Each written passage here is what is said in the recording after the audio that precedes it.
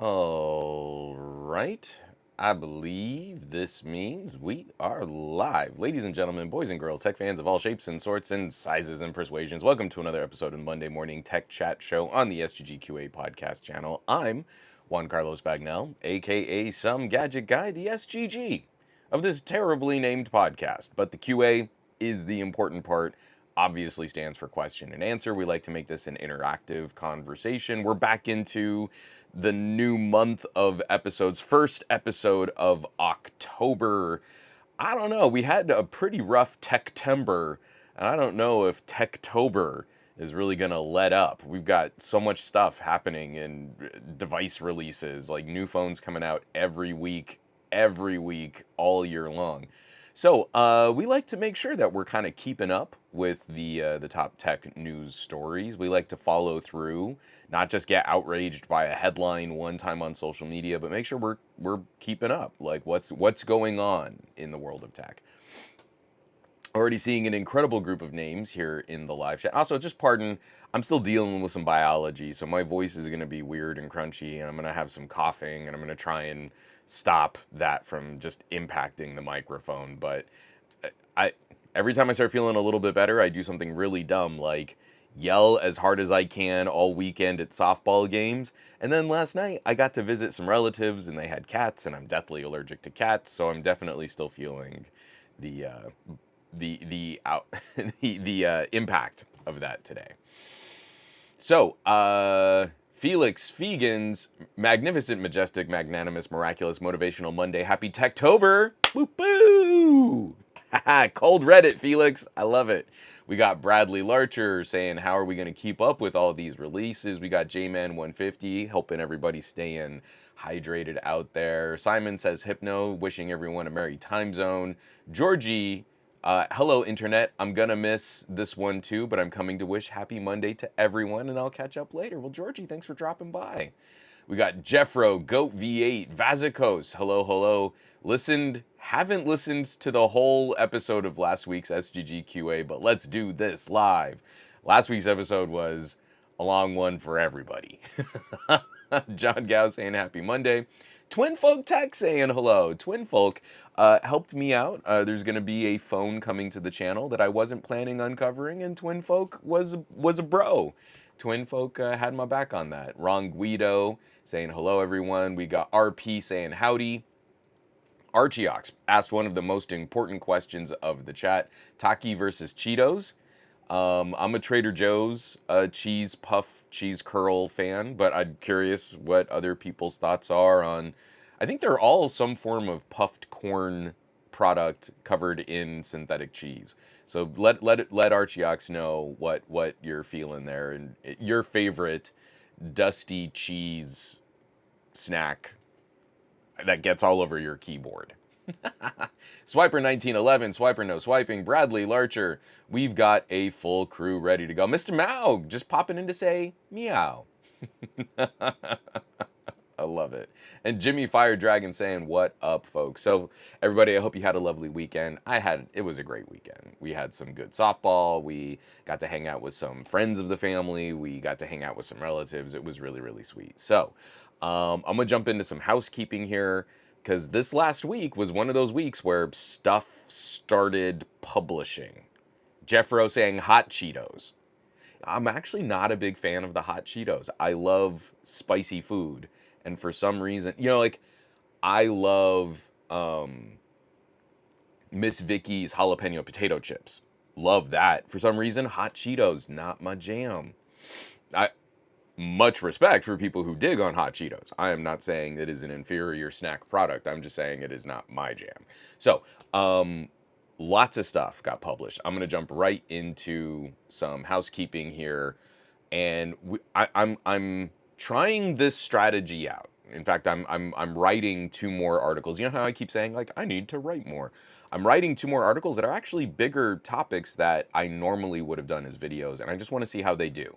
But in keeping with the presentation, they are going to Patreon first, and they'll spend a couple days, maybe a week, on the Patreon first, and then I'll publish them publicly on somegadgetguy.com. So again, I do tell people on YouTube and on social media, hey, I just published this article, but the first place, if you subscribe as a free member on patreon.com/somegadgetguy, you will at least know. You will get notifications and alerts when stuff is coming out. So I just want to put that out there right at the top of the show. Patrons help keep the lights on here. If you have the means and you can chip in a buck every now and then, that is huge. I appreciate it very much. But even just the participation, there was a whole conversation I missed on Twitter. Someone did another one of those, what are your favorite tech channels to follow? And someone said, hey, Some Gadget Guy is on my list. And I was very appreciative of that. And I had 3 people. Oh, I didn't know he was still making videos. So I know that YouTube is not doing their job. I'm making content and they're not sending it to people. So that's always tough to hear.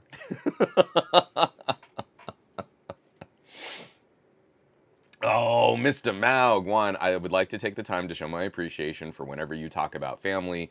I'm taking notes for if I ever get to become a father. I don't know that I am any grand example of fatherhood, but let me tell you, I really like being a dad.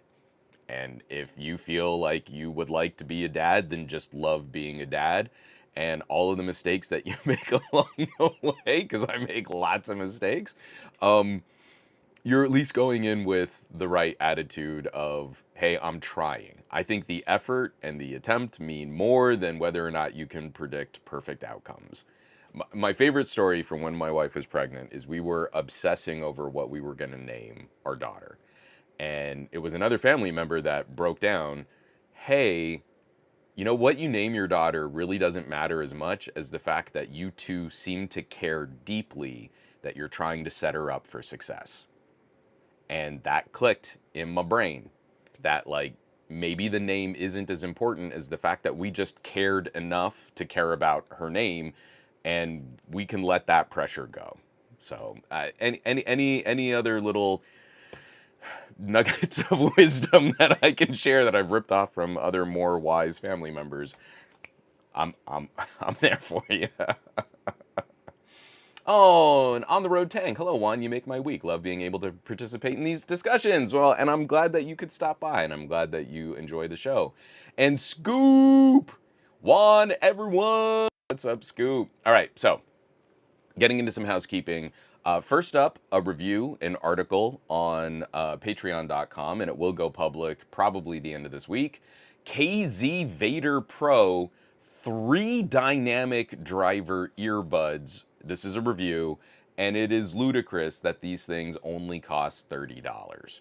So just to spoil a part of the beginning of my review for these, there was that whole era where we started getting quad DAC in LG phones, and there was the, I forget there was a fancy DAC in Samsung for a year or two. Wolfson? Wasn't there a Wolfson DAC? I can't remember. Wow, my brain just totally vacated that information. But there was a time you would buy a fancy phone and it would come with accessories in the box, and for a brief window, we were all really hyped up about premium earbuds being included with our phones. You could go to a gas station and buy $5 garbage that would wear out in a week, and you could put that in your ears. Or you could buy an LG and there would be a B&O partnership with earbuds that if you bought them separately would have cost you like $120. Were they really worth $120? Probably not. But that was the label, that was the excitement. We were really, that was a really cool thing to kind of attach to a phone when we were talking about things like audio quality. So we had this idea of cheap disposable earbuds. And then we had this kind of overpriced era of labels on good but not amazing performers. And then many years ago, I reviewed the KZ8 ATE, and they kind of broke my brain a little bit because they were stupid cheap earbuds, but they sounded much better than I would have expected. And then almost immediately after that, I reviewed the KZ ES4, and they were like $20 earbuds, but they were dual driver. And again, rocked my brain. This $20 earbud. And it wasn't that it was so clinically accurate or it sounded so amazing. It it sounded so amazing for 20 bucks. So these are the KZ Vader Pro. This is a new, not a newer, I think it came out sometime over the summer, it was actually released. But it's got little switches so that you can tune it, and they're $30 for triple dynamic drivers. And if you know what that means, that is kind of ludicrous. That is kind of insane for an earbud to have 3 dynamic drivers. Often when you do multi-driver, it's like a big dynamic driver and then a couple of balanced arms to highlight mids and highs. And this is a very unique sound signature for KZ. So I got a full write-up there. I've got a full review. Oh, and Gadget Goddess is popping in. Greetings, everyone. I'm listen mode only. Quite all right. Thanks for dropping by, Gadget Goddess. And Kyle, there we go. Kyle, what's the best closed back headphone for competitive gaming? I need closed back because sound leaks from open and it goes through my mic. So I am the worst person to ask about stuff like that. I do not believe there is a best. And really, fit, I think, is much more important, because if you don't want to wear your headphones for long stretches of competitive gameplay, then it doesn't matter how good they sound and how good the seal is.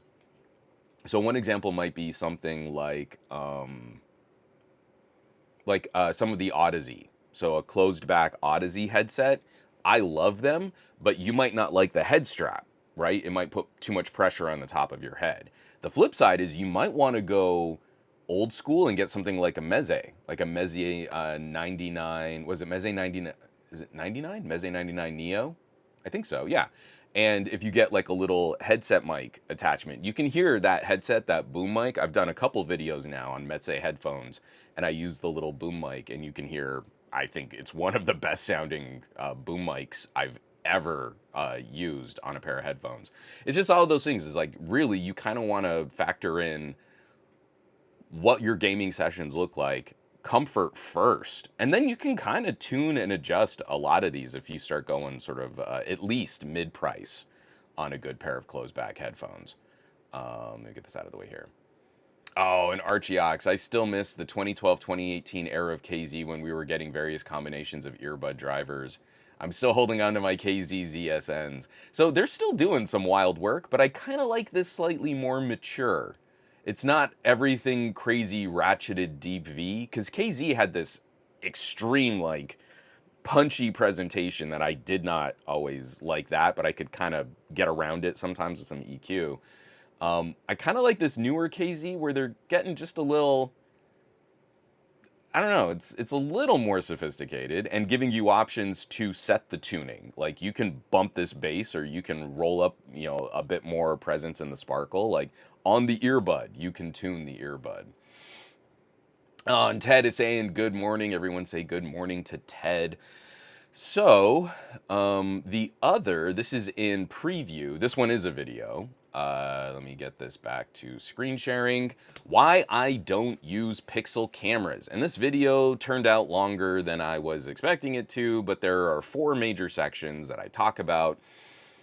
We keep doing this thing in tech reviewing where we try and boil down a complicated or nuanced topic to like a single number score, or a really pithy, simple, digestible truthiness.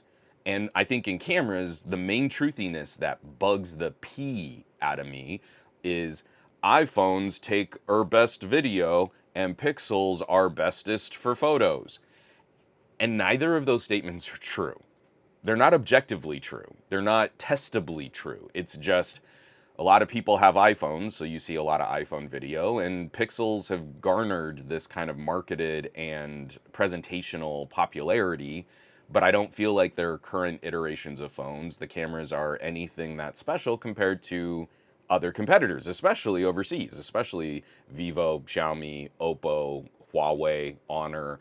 I feel like Pixel's superiority in HDR processing is stagnating, while every other company is looking at more aggressive photography presentation. So I just kind of wanted to clear the air, and I get that question a lot. Like, hey, you talk a lot about Xiaomi, or you talk a lot about Oppo, or you talk a lot about Vivo.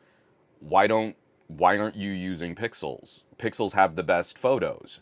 And then I have to explain, like, actually, for the work I do and the family photos I like to take, this is not the solution I would recommend. I would not recommend a Pixel. And I have to go person by person and explain. So instead, I just made a video so now I can link them to the video.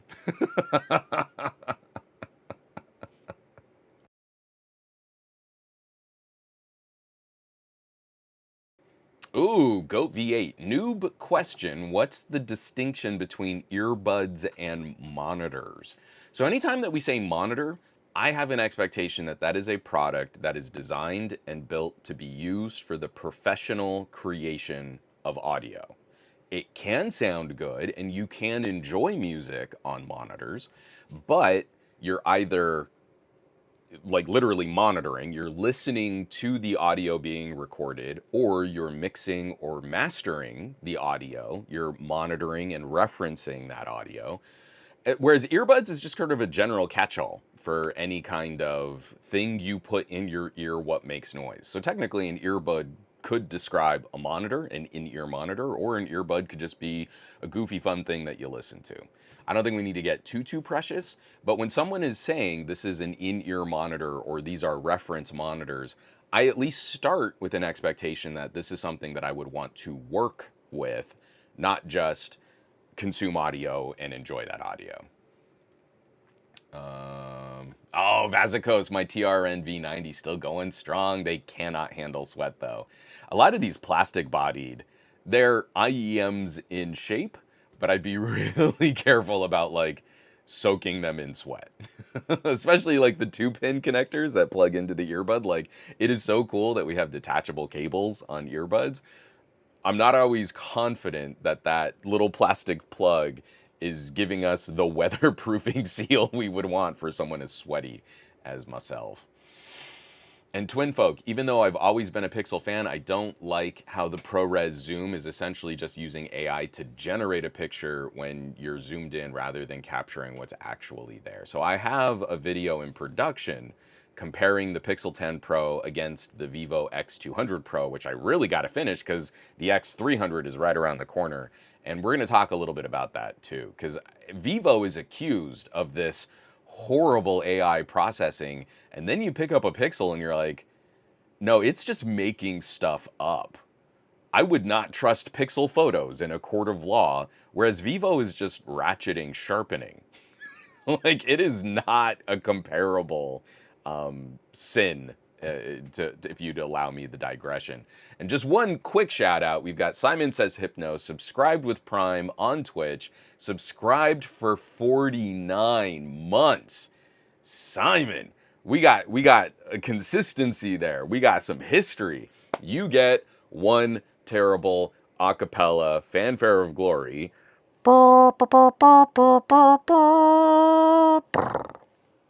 which was about as good as I could do given the state that my throat is in. So, real quick to wrap up what went out public. Actually, if I scroll down, I'll scroll up from here. So, I have been sitting on these for a little bit, and I had to kind of explain why I didn't review these as aggressively or as quickly as I could have, but this is the Ceramonic Air. These are tiny, some of the smallest wireless microphones I've ever seen that not only just clip to your shirt, but also allow for connecting a cabled microphone.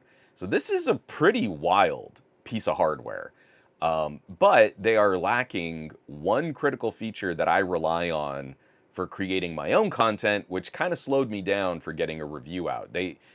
When you miss this one feature, it becomes a lot harder for a solo practitioner to like record themselves and host at the same time and then get all of that data back to a computer to edit.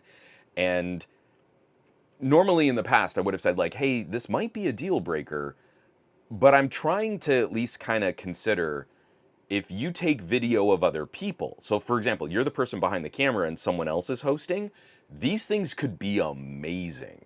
But if you're the kind of person who's always vlogging themselves or recording themselves and you can't always perfectly monitor everything that you're doing because you're trying to talk and perform at the same time, they might not be your jam. But this is silly hardware. The price undercuts Rode and DJI. The audio quality is very good. The signal transmission, the range, all of the things that I like about a good pair of wireless mics, awesome. And they're cheaper than a premium pair of true wireless earbuds. We are now getting prosumer, semi-professional, wireless audio recording hardware that undercuts the price of consumer Bluetooth earbuds. That is ridiculous. So, definitely enjoying my time with Saramonic Air. Then I had to put out a snarky editorial. Phones never should have lost the micro SD card, and tech reviewers should stop bootlicking. I had a lot of fun putting this thumbnail together where I show on a boot where someone should apply their tongue if they are a fan of phones getting rid of the micro SD card slot. Now, this isn't just me coming out on a whim saying, oh, I'm cranky and old, and remember when phones had features? Yet another round of editorials went out on a bunch of blogs. Like, I saw 3 in a week that were all published within a certain time frame that either referenced or were solely about, isn't it great that we lost SD cards? Because SD cards used to be slower, and what about security? And now we have more room for battery.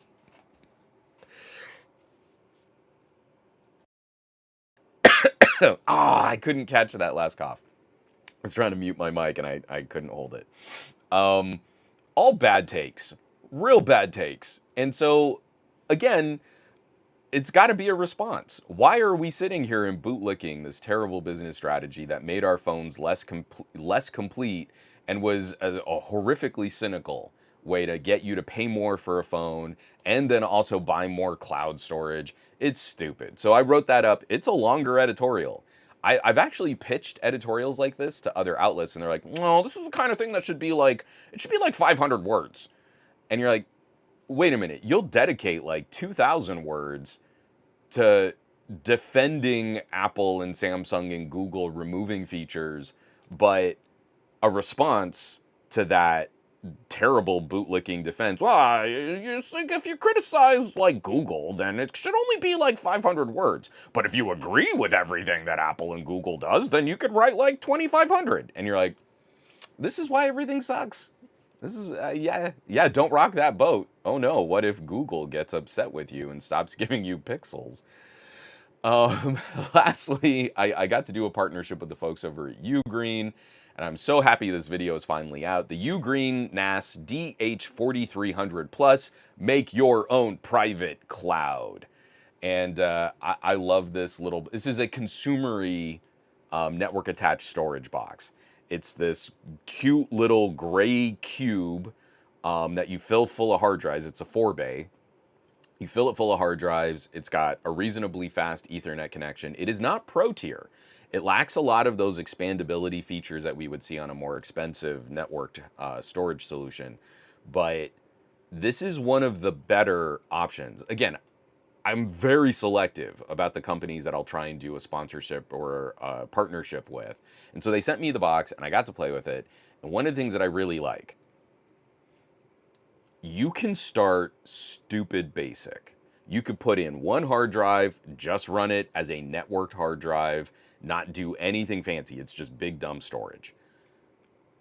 I think Ugreen has struck a great balance between the ease of that setup and giving you a lot of room to grow before you sort of outgrow what this box can do. So I worked with them. We came up with just sort of a good overview kind of conversation. And again, mixing in why you might want to make your own cloud, and then specifically why this is, I think, a good consumer solution, or even maybe a small office. It's right on that cusp where you could push this into a slightly more professional environment, but I wouldn't go beyond like, small home office kind of use. But up to that point, this is one of the best solutions that I've ever tried. Outside of just rolling your own, like making your own networked solution, this one is right on that tier of, it's real good. Like, I could personally maybe switch over to using something like this instead of my QNAP. So JGJ, did you change how you say Nas? Did the rapper skew your pronunciation? So actually, I've kind of always been the soft A guy. Like, I say aunt instead of ant, and apricot instead of. So how did hear someone else say? Because I say like almost opera, apricot. I have a pretty bad stutter. There are certain trigger key phrases. Like, I have to be really, really careful about how I start or interrupt sentences with the just I. You'll hear in my videos I, and I have to be really careful not to lean into that, because then the whole rest of this podcast is going to be really stuttery. But for some reason, nas is hard for me to say. So I soften my A's and I say nas and aunt and apricot. Apricot? I can't even say apricot. This is the best podcast ever. And so you just got to deal with it. I was people was like, that's how you pronounce NAS. And I'm like, you know what? I don't care. I don't know that I can care. In fact, the fact that it bothers you that I say NAS, because, you know, yeah, it's like nitrous oxide, sure. But if I'm going to talk about it, I'd much rather just say NAS than like NAS and like get all like weird and twitchy in my videos. So, apricot, apricot. That is hard. That's hard for me to say. Like, I had to actually look at that, Simon. But yeah, so the Ugreen box is really cool.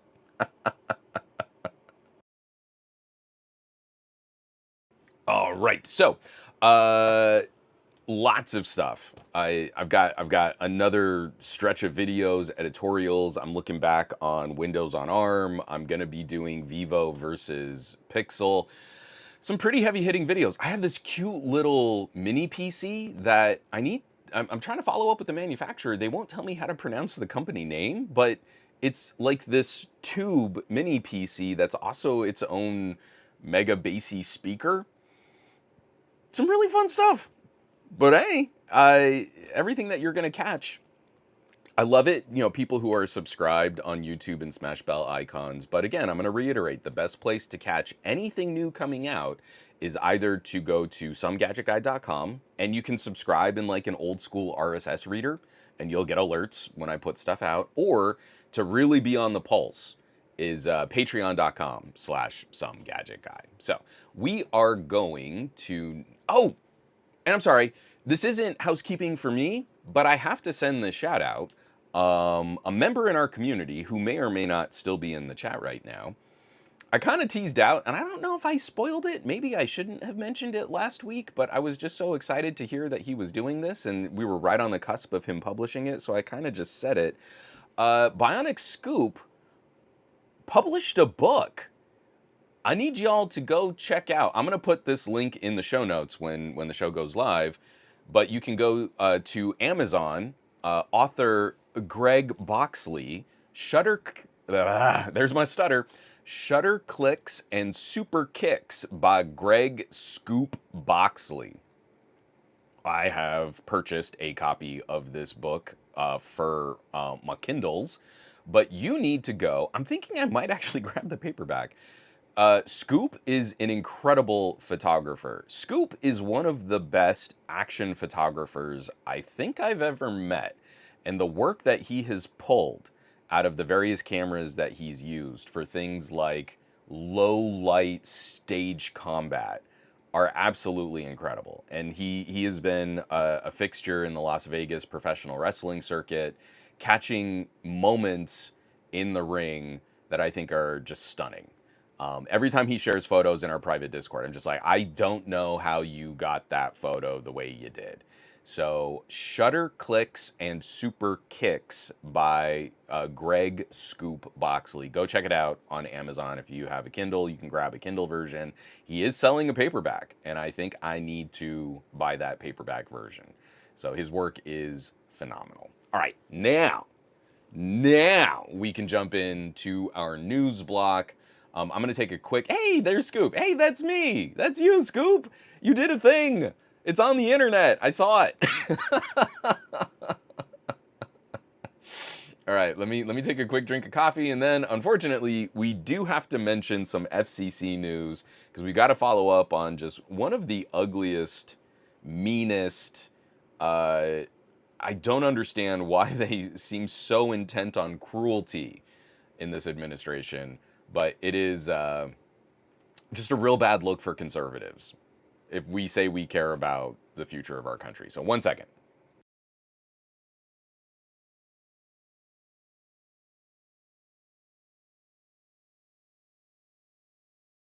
All right. So, of course, this is FCC news. First article coming by way of Ars Technica, written up by my man crush John Brodkin. And let me screen share this. FCC chairman leads, quote, cruel vote to take Wi-Fi access away from school kids. Professional gremlin, oh, sorry, that's not a part of the article. I just added that bit.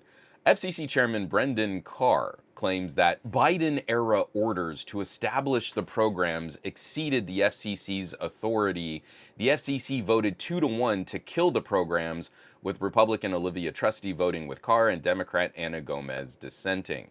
In the previous administration, the FCC expanded the Universal Service Fund's E-rate program in 2024 to let schools and libraries lend out Wi-Fi hotspots and services that could be used off-premises. The FCC separately decided in 2023 to let the E-rate program pay for Wi-Fi service on school buses. So I need to find, there's one, oh, I'm not going to be, this is a longer article and I want you to read the whole article here.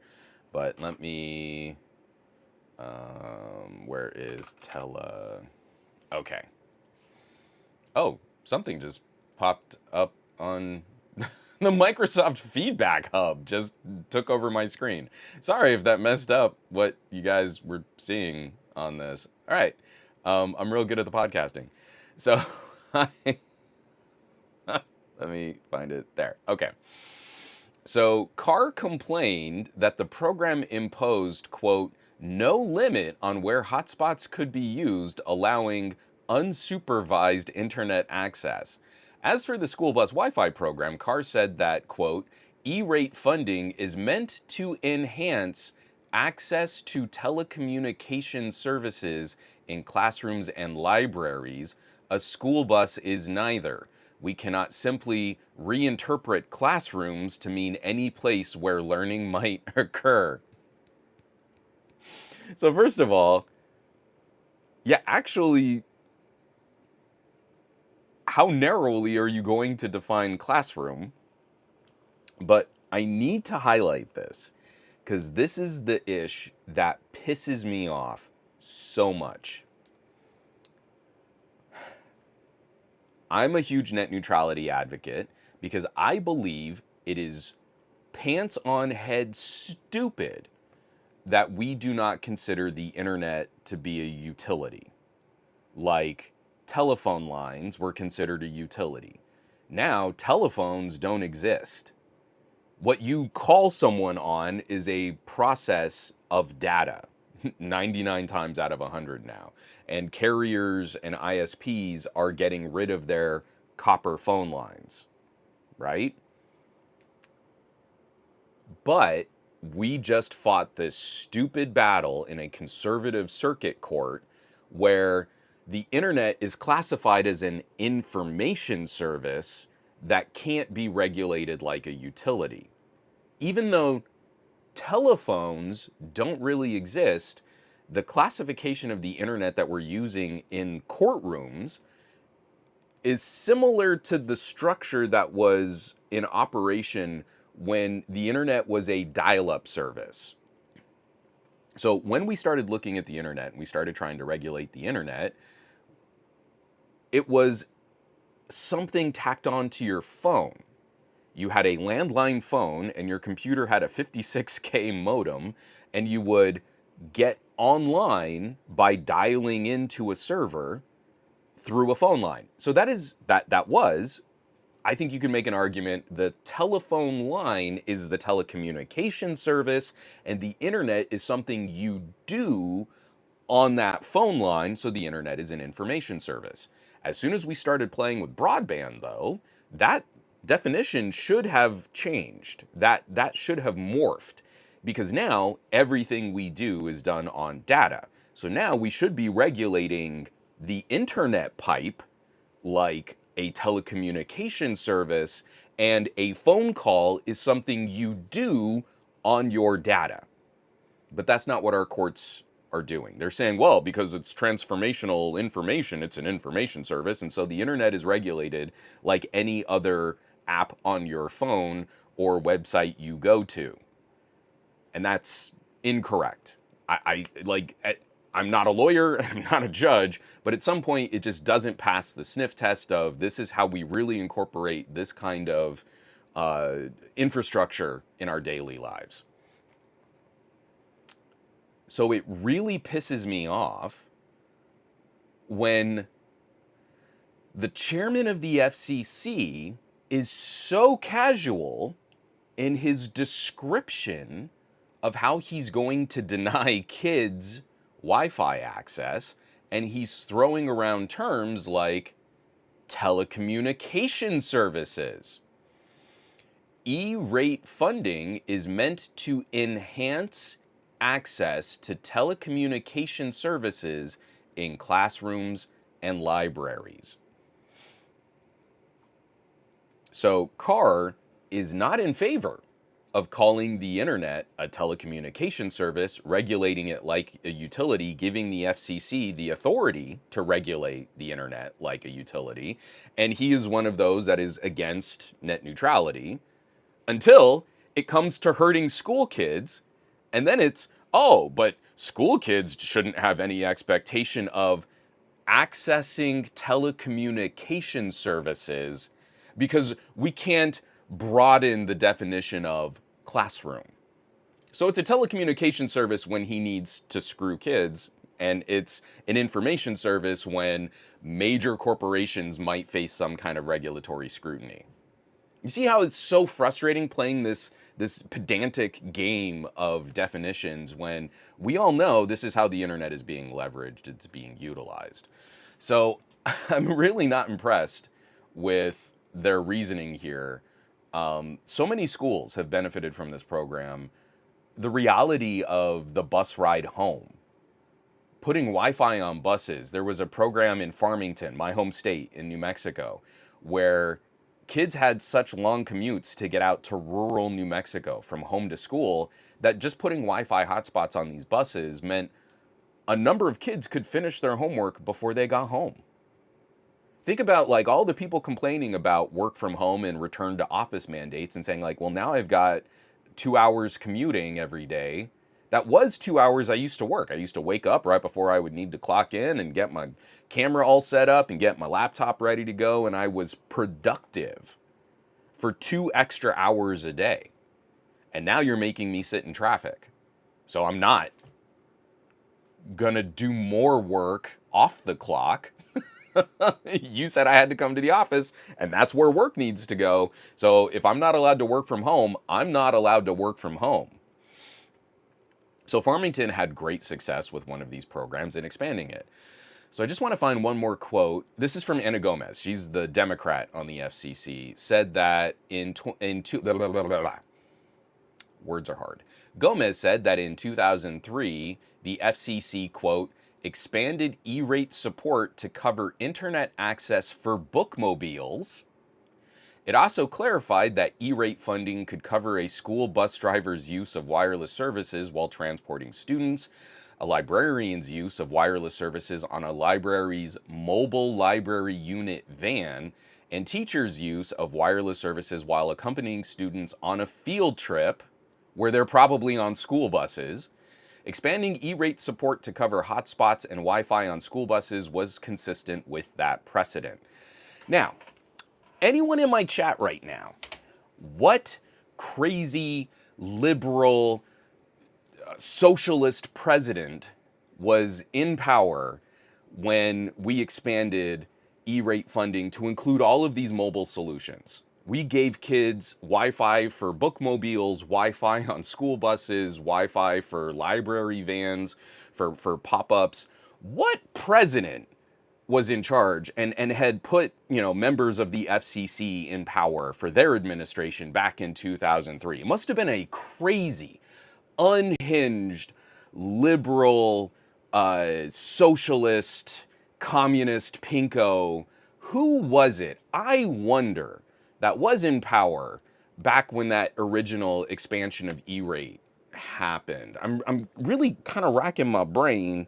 Oh, you know what? Actually, I got to give some credit here, because my man crush John Brodkin lists it in this paragraph. Let me go back into screen share here real quick. In 2003, under President George W. Bush, the FCC expanded E-rate support to cover internet access for bookmobiles, wireless services while transporting students, librarian use of wireless services on library mobile van units, and teachers' use of wireless services while accompanying students on a field trip. It was President George W. Bush. George W. Bush, the crazy, unhinged, pinko, commie, socialist president that set the precedent for kids to get better access to the internet through government funding. So I just can't. I'm so tired of techies who refuse to acknowledge or pay attention, or I don't talk about politics in my tech, and just keep acting like it's some kind of both sides-ism. When President Biden was in office, we had a gridlocked FCC.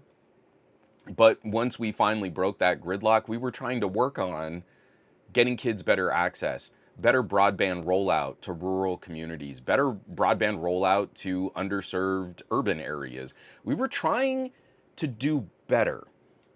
And the money involved, I mean, it is a lot of money, but the money involved was like a rounding error in our national funding for different programs and services. The money was so small, and we were still fighting tooth and claw over whether or not the FCC should be allowed to do this stuff. And this is like just building on programs that started under the Bush administration. But the second Trump was in power and Brendan Carr took over the FCC, not only have we scrapped all of those initiatives, we've scrapped supporting net neutrality, and we're probably going to roll it back again and play that stupid game of ping pong, but we're actively trying to make the situation worse, and the FCC is now just being leveraged to attack late night comedy shows and news outlets that maybe ever say something unflattering of the president. So all of those free speech warriors, oh, but my free speech, nope, they all sat down. When it mattered, they all sat down. There is no both sides here. There is no, well, but, Democrats and Republicans are bad. No, when Democrats were in office, we were trying to get stuff. I like it that my tax dollars are going to giving kids Wi-Fi. That's what I want my tax dollars to go to. I don't want my tax dollars coming out of California and just giving billionaires tax breaks. Because then my tax dollars coming out of California have to pay the deficits on giving rich people more money. When instead, my tax dollars could have been going to Farmington, New Mexico, and keeping those buses running so kids with ridiculously long commutes to school can get their homework done on the bus and not have to worry about doing their homework hours after they've been at school. And if you don't agree with that, then I think you're a cruel and petty and heartless individual. I don't have anything kind to say to your opinion there. Because we could all be doing better, and we could all be lifting each other up, and that contributes to a 21st century economy. And every dollar we spend on making kids more productive and smarter and giving them better access pays off multiple times later. Makes our economy stronger, makes our industry better. So cut your nose off to spite your face. I think you're dumb. I got to take a drink of coffee and then we can move on.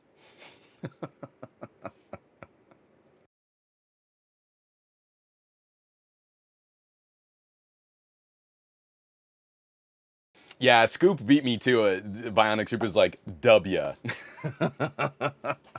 So one of the things that I want to point out, and Bradley Lurcher, I agree with you, but I need to refine this. All right, there's a sentiment like we should be above politics, and Bradley, I agree with you, but we need to highlight this. The FCC is one of those agencies that shouldn't be political. A lot more would get done. At the end of the day, we are humans with opinions and preferences and biases. Biases? Bias? Each of us has a feeling. And we can inform these feelings with good data. Excuse me. We can inform these feelings with good data. Or sometimes we can just have a knee-jerk reaction. And maybe we're right, maybe we're wrong. What has happened over the last couple years because of this, like, toxicity around the idea of talking about politics is we've undereducated consumers on what these government agencies are supposed to represent and what they're supposed to do. The FCC exists in a specific place where they should be regulating communications. There's no way to avoid politics. They have to be political. They have to serve under the president and the administration that they're under. And they are supposed to be a small commission, underfunded, but trying to make sure that the nation's interests are maintained. And sometimes that means working with massive corporations. Sometimes that means getting in the way of massive corporations. There's no way to untangle yourself from those conversations and be apolitical. I feel there will be times in our countries, like past and future, where the side of the aisle that I represent will probably swing too far. Maybe there is a power grab that overextends itself and it needs to be reined in. The political process should be small groups of entities that have differing levels of power and can kind of check and balance each other. That's what politics is. One of the major problems is we all can't agree on reality right now.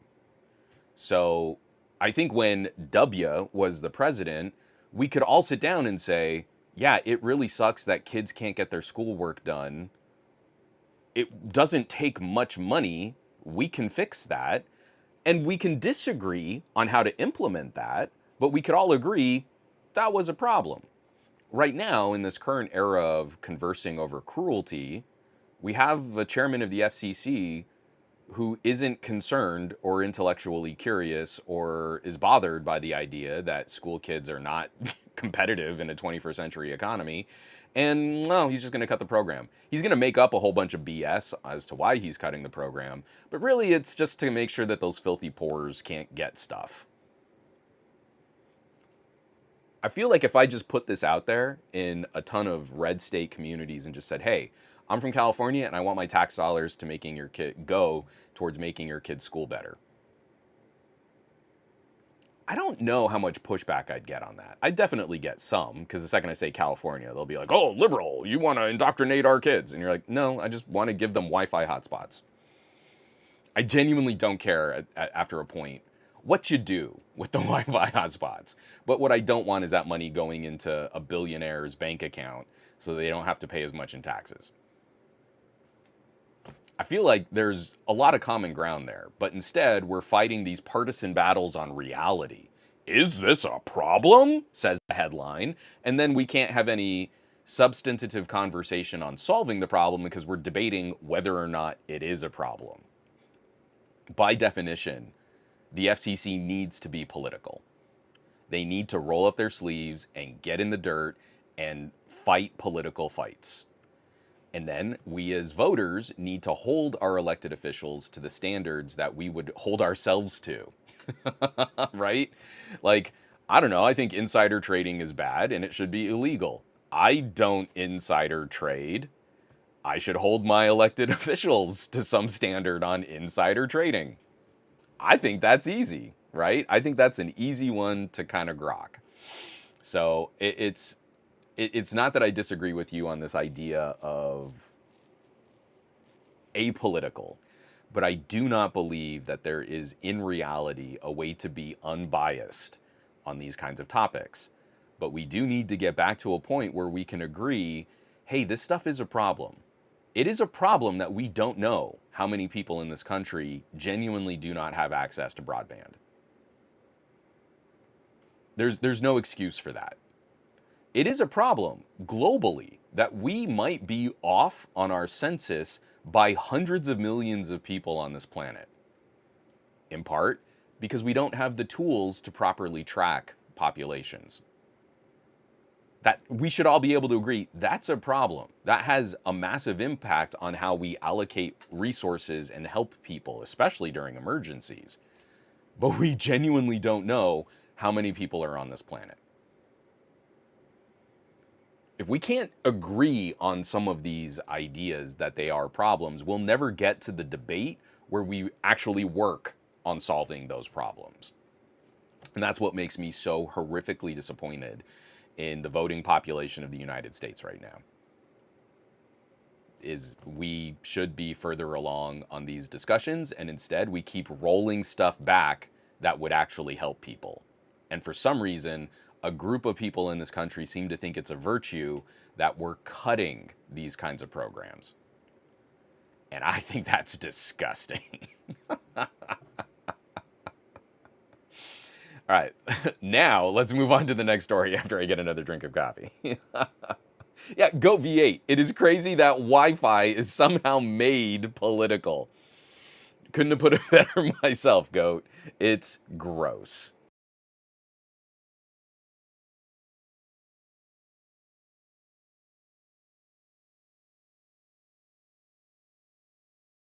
Okay.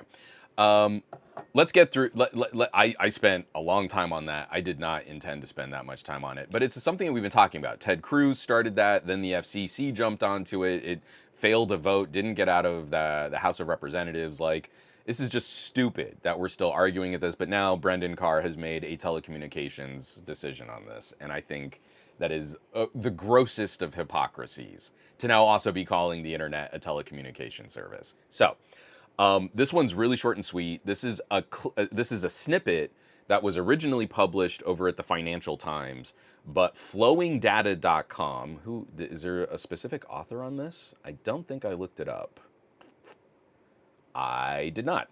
But this is one of those things that I'm kind of hoping, excuse me, that I'm kind of hoping is a trend we can track. So I just wanted to bring it up here right now from Financial Times. John Byrne Murdoch wrote up an article talking about social media use. And I would like us to pay attention to this because according to John Byrne Murdoch, we might be just at or after peak social media use. Leading the way, the youngest demographics who should be online, 16 to 24-year-olds, are already significantly reducing social media use. Followed by older demographics, 25 to 34, we saw a peak, and now they're starting to reduce use. 35 to 44, we saw a peak, and they're starting to reduce use. But the older demographics are still growing, from 45 to 64 as measured in these surveys. Those lines are still going up. But the overall average of populations of people who are using social media, we peaked. I'm trying to look at their graph here. It's a little hard to kind of suss out. We peaked sometime in 2023, and from 2024 on, the overall average is on the decline. I would love for this to be a trend that we highlight, we talk about, and we monitor. I've gotten so little value out of the traditional social media platforms. YouTube, Facebook, Twitter has been dead to me since Elon Musk took it over. Reddit has been a raging dumpster fire of bots and just AI manipulation and just scraping data, like giving Microsoft, Google, the keys to just scrape all the data off of Reddit. All of these things that felt like institutions in the mid 2010s have all completely eroded. And I have zero confidence in their leadership. I'm not particularly impressed with where Blue Sky is going. And the place that I spend the most time on is the nerdiest. It's Mastodon. And again, because you've got a whole bunch of people arguing over how their individual Mastodon instances and servers should be run. So there is no one consensus on how to ratchet the user base with algorithms. Everyone's kind of doing something a little different, but we can all talk to each other. I kind of love that. It's democracy at its finest. I would love for this to continue. Less and less time. Maybe get back to these services being a bit more specialized. When I used to love Instagram because it was a place just to get a real-time feed of what my friends were sharing from their photos. It was this pivot where we turned social media into everyone being a product and an influencer, and everyone could use it as like a side hustle. And now you get threads where you're actively financially incentivized just to pick fights and keep people on the platform longer. If you get engagement, you get signal boosted and you make more money. It would be nice if this whole system kind of crumbled a bit more. I would love to get more of my family and friends just like, hey, we're sharing photos on Flickr. Remember Flickr? It's for sharing photos. Are you complaining about all of the memes and TikToks and shorts and reels and videos and clips and ads? Well, there's this thing called Flickr. You can just scroll photos. Can I tell you how nice it is just to scroll photos? It's really nice. You don't get that anymore on Instagram. That's not a thing. So I just want to put this out there. Again, I'm planting the seed, and I hope we can keep paying attention to it, because I would love to see a follow-up to this report. If anyone catches data on this kind of analysis, please send it my way. If you know, like there's an analysts group that's doing this kind of monitoring, hit me up, send me a link. I want to know, is this a trend that we can predict, that we can see continue? I would love to see young people just go, nah, and walk away. And all of these sites could struggle with user retention, and it'll just be bots talking to bots, and I would be fine with that. I mean, let Twitter be its own little toxic cesspool of Russian bots talking to Russian bots. Would do me fine. I would not miss that at all. So, red hydrangea. I still enjoy Reddit, though, in the few communities I'm a part of. Yeah, you can call it an echo chamber with some filtering. There aren't many bots and stuff and lots of user engagement. Again, it's not Reddit as a platform for discovery. That's Reddit. I've already done the work to make current Reddit more manageable. And I used to be super into Reddit. I used to, glowing rectangles was a major part of my life. I loved my little community. And I had to shut it all down when they killed all the tools that made managing it possible. I cannot do the Reddit community that I want to make today. Now, it's just like a consumer. Yeah, it's actually not too bad to like kind of prune and put together your list of subs and what you want to focus on. But again, you could put that same effort towards Mastodon and Lemmy, right? There are already those same communities that have kind of spread out, and a lot of the heavier users in a lot of our enthusiast communities left Reddit because it was so bad after they switched up the rules on it. So it's not to say that you can't still use a platform for that, but why would I want to reward them with my time and my data knowing that it's there just for Google to scrape it for pennies on the dollar? If I can invest in another community where I don't have someone's boot on my neck, I'd rather put that time and effort into making that other community healthier, and I don't miss Reddit, right? But again, that's a different kind of level. That's a different kind of effort. And if you've already done the work to prune your Reddit, then I understand why a lot of people will sort of apathetically stick with it. But I don't see anything coming from Reddit that makes the situation look rosier. I don't see anything coming from Reddit leadership where they're going to improve how our communities function, how they operate, what tools we get to moderate our communities, how we get better abilities to filter out those comments and spam and stuff like that. Hasn't really gotten much better. I still get a lot of notifications because I'm still technically a Reddit mod.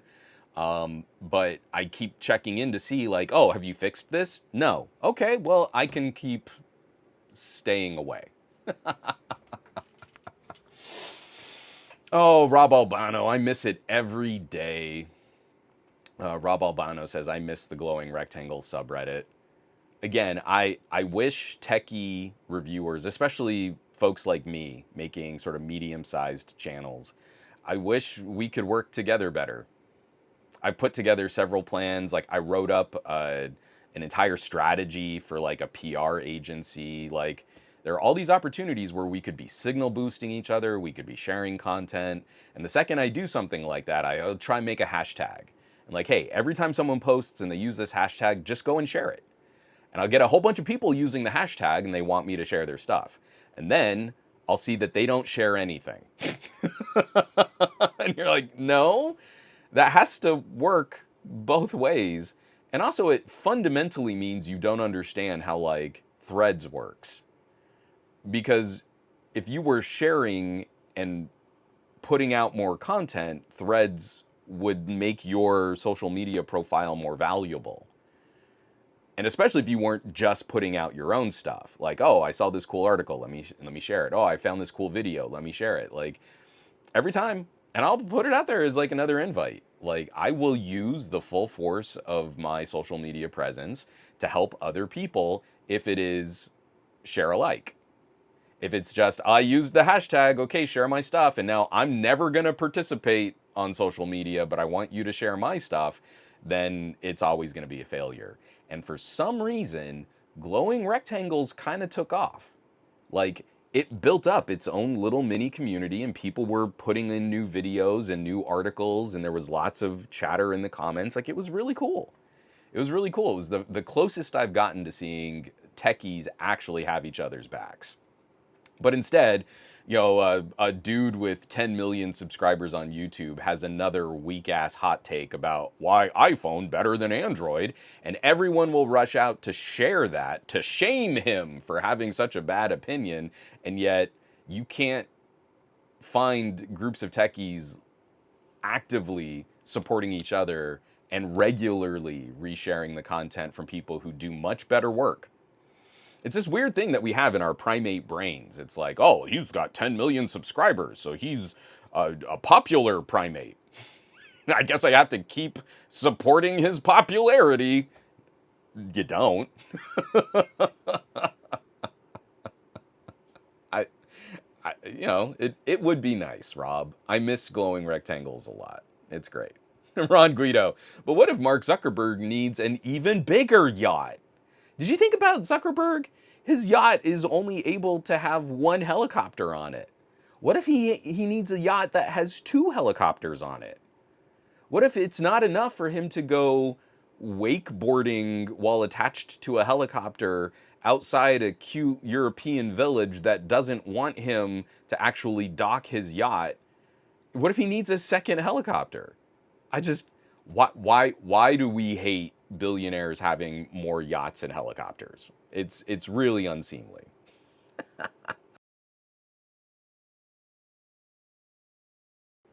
JMX Warrior. Oh, I'm glad you could make it. Hey, late to the party, but I'm watching on YouTube and typing on Twitch. That's awesome, man. Thanks for that. Okay. This was actually going to be the big story of the week. And I've talked out the FCC so much more than I should have. But I do want to spend a little time on this. I'm sure people in my community and in this chat right now have caught the news. I'm not breaking news here, but I saw this first from the website gamesindustry.biz, but this has been the story that's been blowing up all over the internet this last week, these last couple of days. Microsoft hikes the price of Xbox Game Pass by 50% to, quote, offer more flexibility, choice, and value to all players, end quote. Now, I have in the past promoted Xbox Game Pass because I thought it was a really good deal. And then there was a window where Microsoft started kind of bumping up prices and segmenting more of their offerings. So there were different tiers of Xbox Game Pass. Excuse me. And most recently, I've kind of fallen off Xbox Game Pass Ultimate. I haven't felt like that's as good a value unless you're a very specific kind of player. You're really wanting to be on like the bleeding edge of game publishing, the newest game that comes out in the moment, and you want to jump on that and still have like a catalog of other games that you like to play. I really struggled with Game Pass Ultimate, but I really liked PC Game Pass. So that's what I'm on right now. I'm still on PC Game Pass. I don't share as much about my gaming habits because I'm trying not to turn everything that I do into a side hustle. When I was at Newegg, it was fun to produce content about gaming for Newegg.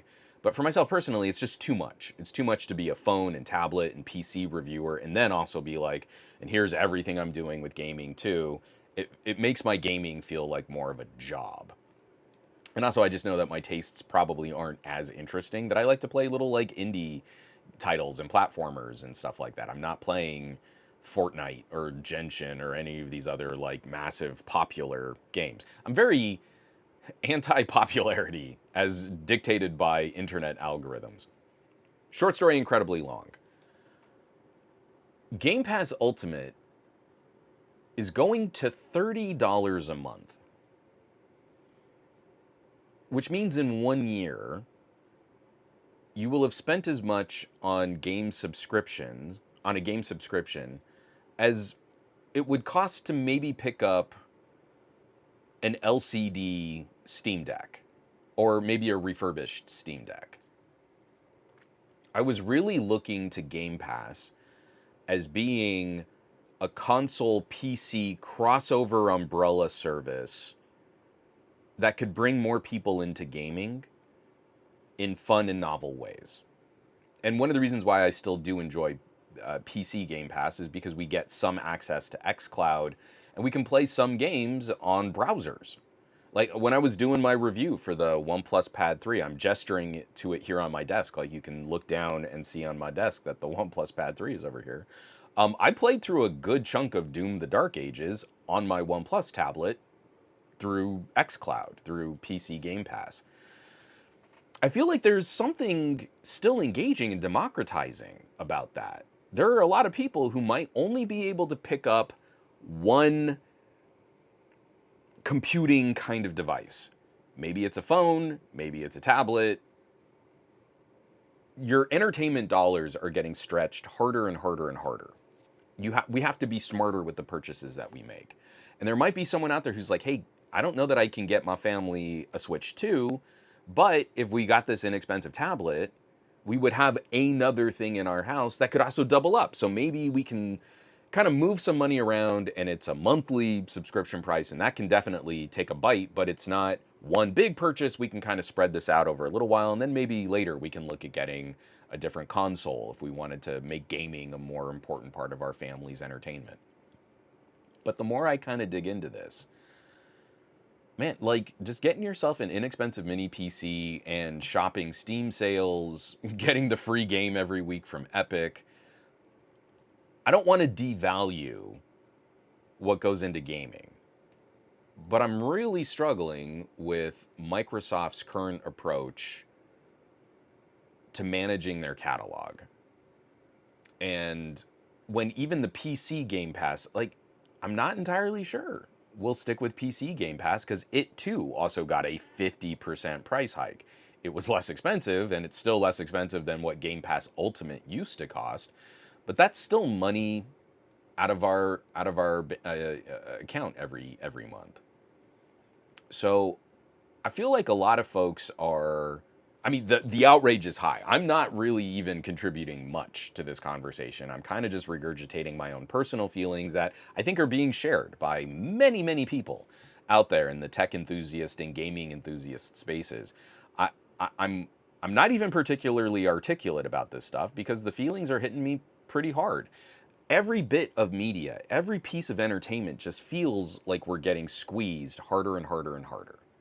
You've heard me prattle on like, man, I spent a good chunk of this weekend kind of cleaning up my old music collection, like MP3s and FLAC files and organizing things and putting them in folders and really, sitting down and like, hey, Plex Amp isn't a great music app, it's actually got a lot of problems, but maybe we don't need a music streaming subscription anymore. I would hate to lose Qobuz. I love supporting Qobuz for music, but we've got a really good catalog here. And maybe once a month we buy a new album and then we add that to our catalog. And then, like, it would be cheaper than the yearly price of Qobuz, and we'd have music streaming, and it wouldn't be limited to a number of accounts. It would, like, literally the total number of people our internet connection can support could also just be listening to our music collection at any given time. And maybe that's where we need to go. I've been talking about it a whole lot, like above my head, where that little stuffed dog is, that is increasingly full of some of my absolute favorite movies on Blu-ray. And maybe that's what we need to do. And I just feel like gaming is in a really precious place right now. Because I can do that with music. I can go get a CD, and it is still phenomenally high quality. I can get a 4K Blu-ray, and that is the best presentation of that movie. It's better than any streaming presentation of that movie. Literally down into how much information my eyeballs are going to see per second. Blu-ray, 4K Blu-ray is the way to go. But what about gaming? If I invest too heavily in an online catalog and they start pulling the licenses for games I like, what do I do? So the solution is becoming increasingly, well, if there's an option to buy this game on GOG, I can download and archive the installer and have that take up space somewhere on a hard drive or on my NOS. I was really hoping Xbox would have been that really fun platform and service for game discovery. How wild the early days of Netflix were, where I was finding new TV shows and watching movies I never would have given a chance to, but it's on Netflix and I could just fire it up. And now all that fun, all that joy just seems to have been sucked out of every single hobby I've been a part of. If it's TV shows, if it's movies, if it's music, if it's books and comic books, if it's gaming, it's like we're in the late stages of everything just crushing us for more money here, more money there, and then taking huge, huge jumps. This is an incredible jump for someone to just work into their monthly finances now. And that just kind of breaks my heart. So I don't know, what else I might be able to really add to that. I just think it's bad timing on Microsoft's part. They're definitely not reading the room. I feel like AI is squeezing these massive trillion-dollar corporations as that bubble is starting to burst. I feel every company is trying to maximize value in every consumer interaction. And I don't know. I don't think it needs to be this bad. But we've adopted this like corporate culture of cancerous stock growth to impress shareholders. And at the end of all this, we've kind of forgotten, like, yeah, your stock only grows if consumers are impressed with your offerings.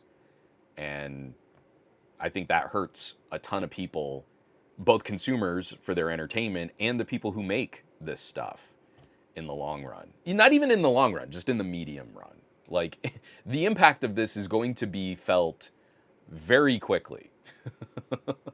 But it's also the cynical part where Microsoft knows, this is what kills me. So Microsoft just raised the price of Xbox Game Pass Ultimate 50%, knowing a number of people will cancel their subscriptions. But as long as they don't lose half of their subscribers, they'll still end up making more money on Game Pass with the higher subscription rates, and fewer people will be using the service, so that's less hit, less strain on their servers and infrastructure. At a time when they need as much infrastructure pointing to AI as they can get, there's the cynical part of all of this, that in the medium term, this is actually a nice financial perk, no matter how many subscribers they lose, so long as they don't lose so many subscribers that they end up making less revenue. And they also know a number of subscribers will probably do what we did, where we went down from Ultimate to something like Game Pass PC or one of the other lower tiers, and we're still giving them money. And again, I just feel like there's no way to win. Like we've left that era where we were getting really good services for our money, and now all of our services are ratcheting us harder and harder. And we like there's so little left in our household. We don't have a monthly subscription to Netflix. We'll pay them a single month when there's something we want to binge. We don't have Amazon Prime anymore. I'm not sad. I don't miss Amazon Prime. We did just front some money to catch up on Peacemaker, so we are watching Peacemaker. We are canceling. We did officially cancel our Disney Plus subscription. And again, if there's a way for us to like pop in for a month if there's something we want to watch, cool. But that's not something that's going to be high on our list of priorities. So it's just really rough out there. And for all the things that are supposed to bring us some joy, some entertainment, some escapism, some fun, that's the stuff that seems to be hitting us the hardest now. Well, actually, no. Grocery prices are hitting us the hardest now. The fun is still becoming toxic and less fun. Yeah, exactly. Daniel is this is as soon as my annual subscription ends, I plan to downgrade my subscription plan to PC only.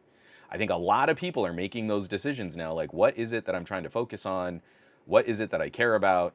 And now we've got to spend less. We just literally have to get less for our money. Bradley Larcher, Microsoft is blowing the one edge it has over Sony. Again, we're trying to make other things look more reasonable.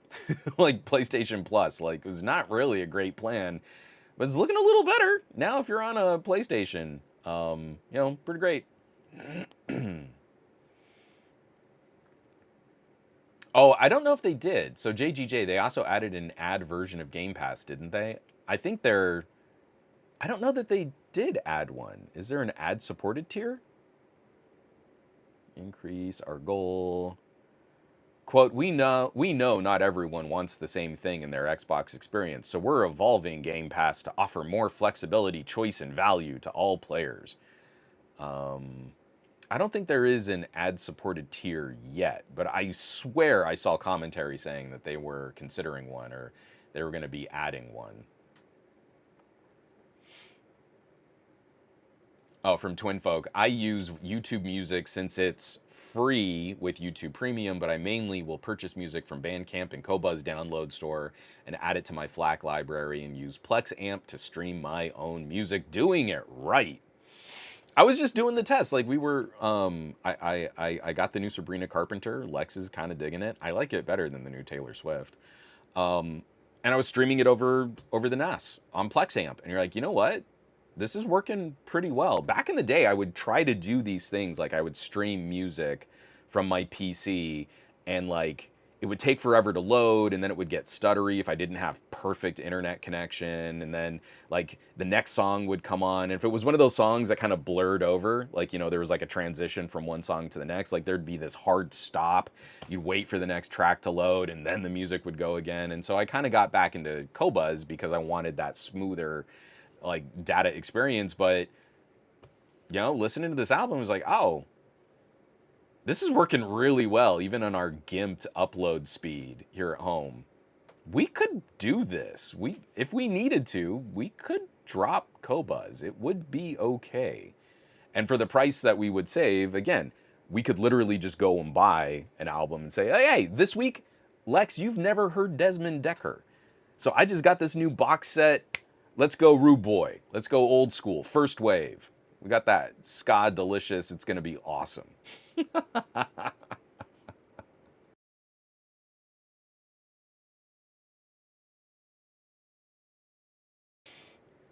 Oh no. Darcy. This is the kind of stuff that hurts. So I got to read this from Darcy. Canceled Netflix. The 3-year-old pressed the button on the Chromecast remote and resubscribed. Disabled the Chromecast in Netflix and deleted the app and canceled again. 3-year-old hit the button again, logged in with my Google account, and resubscribed. And Darcy's saying, I've now changed the password and removed the app connection in Google, so I think I'm good, but sheesh. And I would just like to point out politically that we had an FCC during the Biden administration and an FTC led by Lena Khan that was trying to enable better rules for consumers that would make it easier for you to cancel things like subscription services. Would probably have made that a big penalty if it was so easy to just push one button on a remote that a 3-year-old could resubscribe for you. That would have been a big no-no. But again, both sides bad of the political aisle. Why would it be good for consumers to cancel their subscriptions as easily as they subscribed? So that was just the cute little transition that I wanted to kind of cross this over to. Again, I got real pissy at the beginning of the show talking about the FCC. I feel like we turned Microsoft's acquisition of Activision, did I say that right? Acquisition of Activision into kind of a spectator sport. So someone who's kind of on social media right now talking about this recent price change is, of course, the former head of the FTC, Lena Khan. She posted on Twitter, Microsoft's acquisition of Activision has been followed by significant price hikes and layoffs, harming both gamers and developers. As we've seen across sectors, increasing market consolidation and increasing prices often go hand in hand. And she's also resharing someone else's bar graph on things like Netflix Premium price increases, and just like juxtaposing that against Game Pass and how sudden and shocking the price increase was from 2024 to 2025, where Netflix has kind of just kept a more steady simmer going on raising the lobster pot, the boiling the frog at a slower temperature over a longer period of time. Microsoft took a big jump. And that line goes up. So, shareholders are going to be happy that they're pulling in more revenue. So that's pretty great. But for all of the pushback, and again, there was a lot of criticism on the FTC getting as involved in this deal as they did. But I don't think any of us could have seriously anticipated a different kind of outcome. Whenever massive corporations buy up competition, historically, it's not been great for consumers. Historically, it has worked against consumers. And whenever I talk about, hey, like I'm frustrated with this phone, and then I hold up a Xiaomi or a Vivo or an Oppo, it's like I'm so desperate to remind people, if you had competition, you would not be sitting with this phone that is underperforming and costing you over $1,000. You would have a phone that had a bigger battery. You would have a phone that had better cameras. You would have a phone that could play games better. Like, trying to remind you, there used to be a point where competition meant you got better products. Now that there's less competition, it seems the manufacturers here in the United States are focused on slowing down progress as much as they can. They're not colluding, but they're also not fighting each other. And honestly, I can't even say that they're not colluding. Who knows? Maybe they're talking to each other, like Samsung and Apple and Google are like, hey, what if we just slowed all this stuff way down? Because we know that internally, Apple was talking, their executives were talking to each other saying, what if we just gave consumers less, but then charged them more for it? And then the iPhone Air was born. So that's going to get us into the gadget block.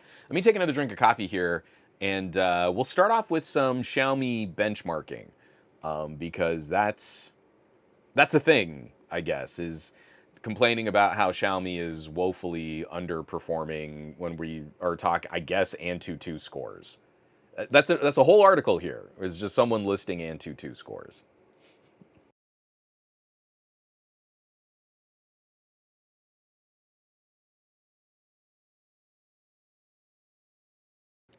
Twin folk, I do love this. Hold on, we just got to say this. Twin folk saying, I canceled Hulu, Disney, HBO Max, and Paramount. My wife and I choose quarterly a streaming service to rotate to. I love that. Currently, we do Netflix, but I have a Shudder constant subscription, and especially for October, man, the spooky movies, man.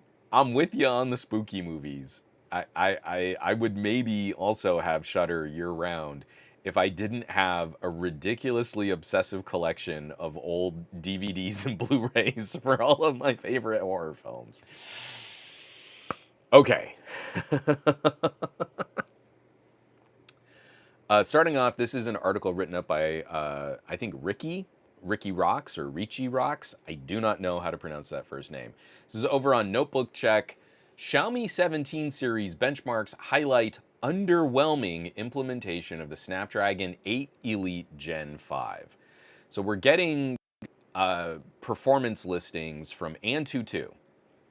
And these numbers are big numbers. But you know what, guys, gals? They're not bigger enough. So this is really underwhelming. The Vivo X200 Ultra with the older Snapdragon 8 Elite scores 300, no, that's million, isn't that 1, 2, 3? Yeah. So 3,324,527 points. 3.3 million points. That's how many points Antutu points you get, and that's a lot of points. So that's good performance because it's 3.3 million points.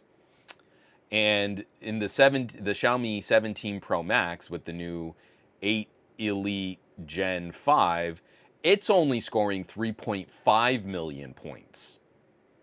That's only 200,000 points more. Now, I mean, if we were talking dollars and someone said, hey, would you want an extra $200,000? I think we'd all say, yeah, that's a lot of dollars. But in points for Antutu, that's not a lot of points, guys. It needs to be more points. How come there aren't more Antutu points? So I want to highlight this because every single time I've done a head-to-head with the Dimensity 9400 and the Snapdragon 8 Elite in CPU-bound tasks, the Snapdragons win in Antutu. You get more of those points. You wanted more points. You needed more Antutu points.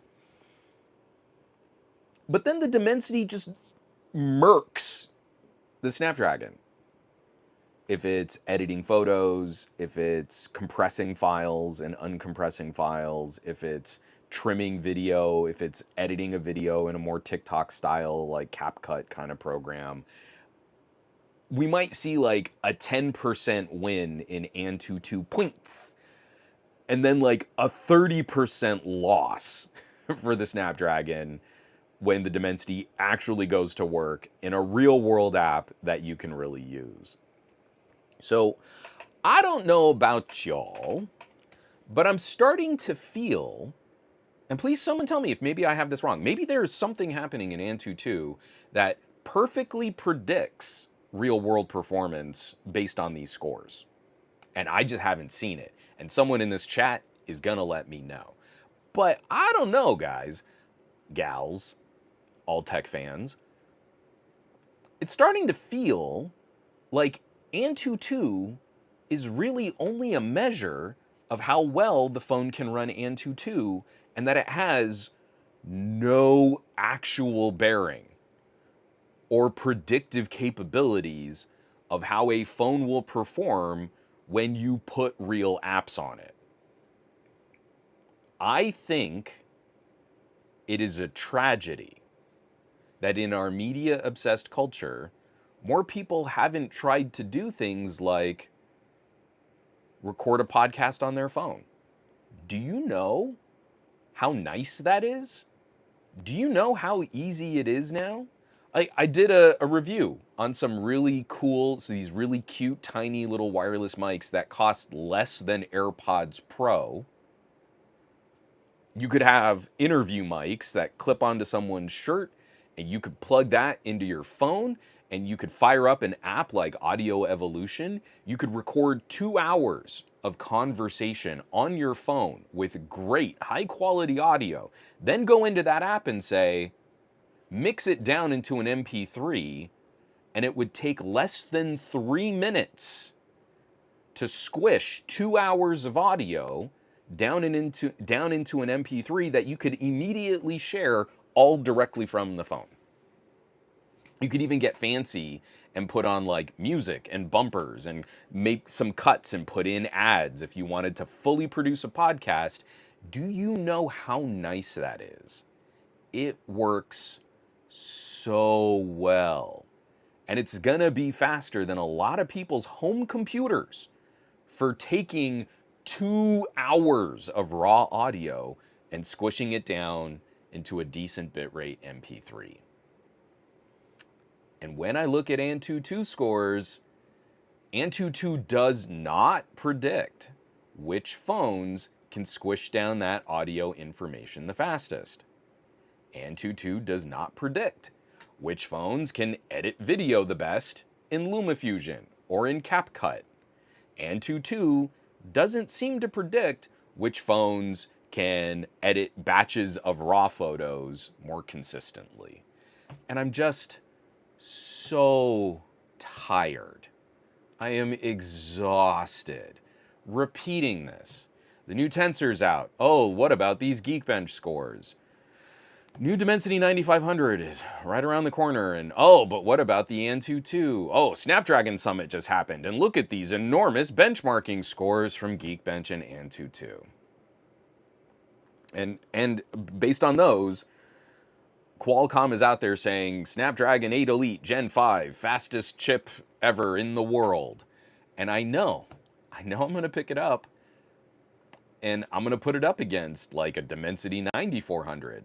And there are going to be apps that the Snapdragon loses. So how can it be the fastest chip in the world? And I'm not expecting average consumers to grok all this. I'm not expecting them to care. I don't think they're going to give an ish. But that's the kind of stuff I think techies should care about, because then they can tell their family and friends, well, you like to play games on your phone. Don't get a Tensor. Don't bootlick Google. Oh, yeah, I mean, the Tensor can kind of play games. It's just you got to turn down all your graphics settings and maybe the frame rate will still be garbage, but it can play games. Like, you miss me with all of this like justification of it. Oh, that's not what a Pixel's designed for. Well, you know what? That sucks. For it to be that expensive. And their kid is like, oh, wait a minute, I can't play games on my mom's phone. Because that's not what a Pixel's for. Someone on Reddit totally had the right take on that. I've been put in my place. I shouldn't want things on my $1,300 phones. You're right, Reddit poster. How dare I? But now we have the Antutu scores for the Xiaomi 17s. And they're just not gooder enough. It's only like 200,000 points better. Why isn't it more Antutu points? I need more Antutu points, because that's the only thing I can think of to do on my phone is use Antutu to get more points.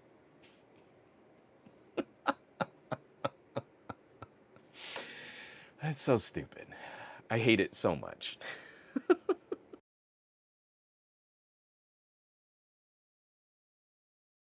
Yep, Bradley Larcher, exactly. Oh, Twin Folk also, but Bradley. People seem to forget how to actually use their phones, but that Antutu score, though. And look at all the reviewers, man. They're not reviewing anything. I ran a Geekbench test, and these numbers are bigger. All right, you suck. Do anything on that phone. Anything. You can measure the output of any app that you put information in and see if there's a tangible difference between this generation and last generation. You're not reviewing anything when you show a Geekbench score.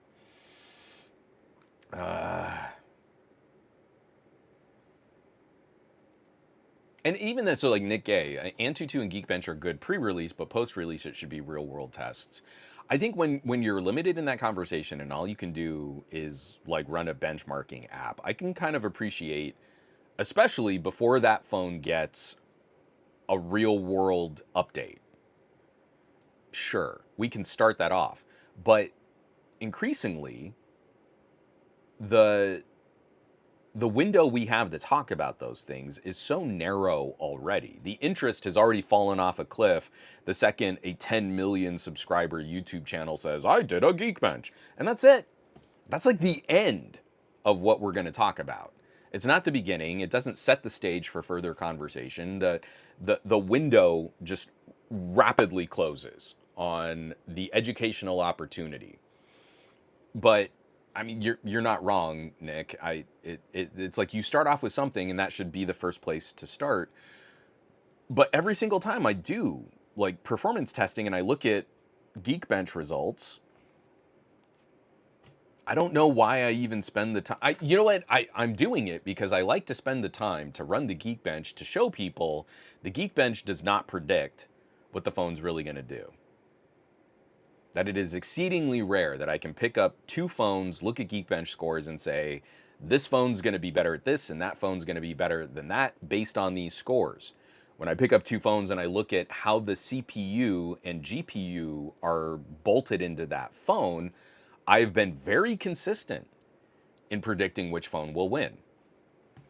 If I hold up a Pixel 7 Pro against a OnePlus 10 Pro without running Geekbench, I can actually do a pretty good job of predicting which phone is going to win in video editing, which phone's going to win in audio processing, which phone's going to win in batch photo, in file compression, in document work. I actually can do that just knowing what's in each chip. It's like the same thing with cameras. It's like, oh, it's got 50 megapixels. Well, this one has 200 megapixels. I guess the 200 is 4 times better. And we haven't taught consumers, no, it has nothing to do with the resolution, but if you're talking about improving photo quality, you want to look at sensor size. Oh, but who can even keep track of all that geeky stuff? Specs don't matter. Don't pay attention to specs. And you're like, no, actually, if you know what's in it, you can make some pretty good predictions on how it's going to perform. That's not a guess. I'm not guessing. It's an informed prediction based on data, and any tech enthusiast should be able to do that. The CPU core configuration matters more than a Geekbench score in predicting how a phone is going to handle different tasks that you might throw at it. And we don't have a great group of curious tech reviewers right now. We've got like the people that did that kind of work more consistently, they seem to be kind of walking away from the tech reviewing scene in that kind of situation.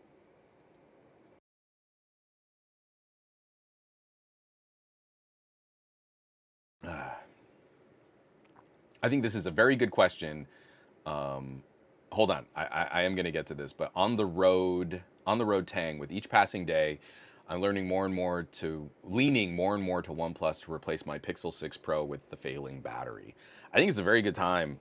You know, wait for the new OnePlus that's going to come out, and then if you like what you see there, you can jump on that, or you could probably get a really good deal on a OnePlus 13 in that whole transition window.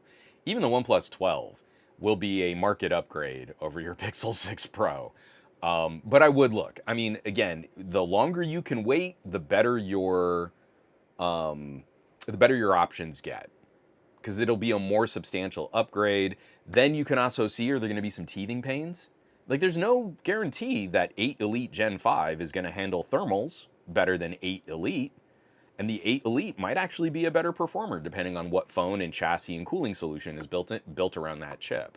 So I think if you can, wait for OnePlus 15 and then just kind of poke around, just kind of check it out. Maybe also you save a whole bunch of cash and get like a OnePlus 13R, right? That is still a marked performance improvement over a Pixel 6 Pro, a Pixel 7 Pro, and it's going to go toe to toe with a Pixel 10 Pro XL for like $300, $400 less. So, I don't know. I think there are really fun options to check it out. Bradley Larcher, why does Juan sound exactly like a 5-year-old? Because that's what tech enthusiasts sound like when they regurgitate benchmark scores. From Nick Gay, those benchmarks are somewhat more useful on PC, but they don't translate to phones. So they can be, but what do we do in PC testing? The outlets that we really respect for grading PC performance don't just use synthetic benchmarks, and even when they do use synthetic benchmarks, they use many more, right?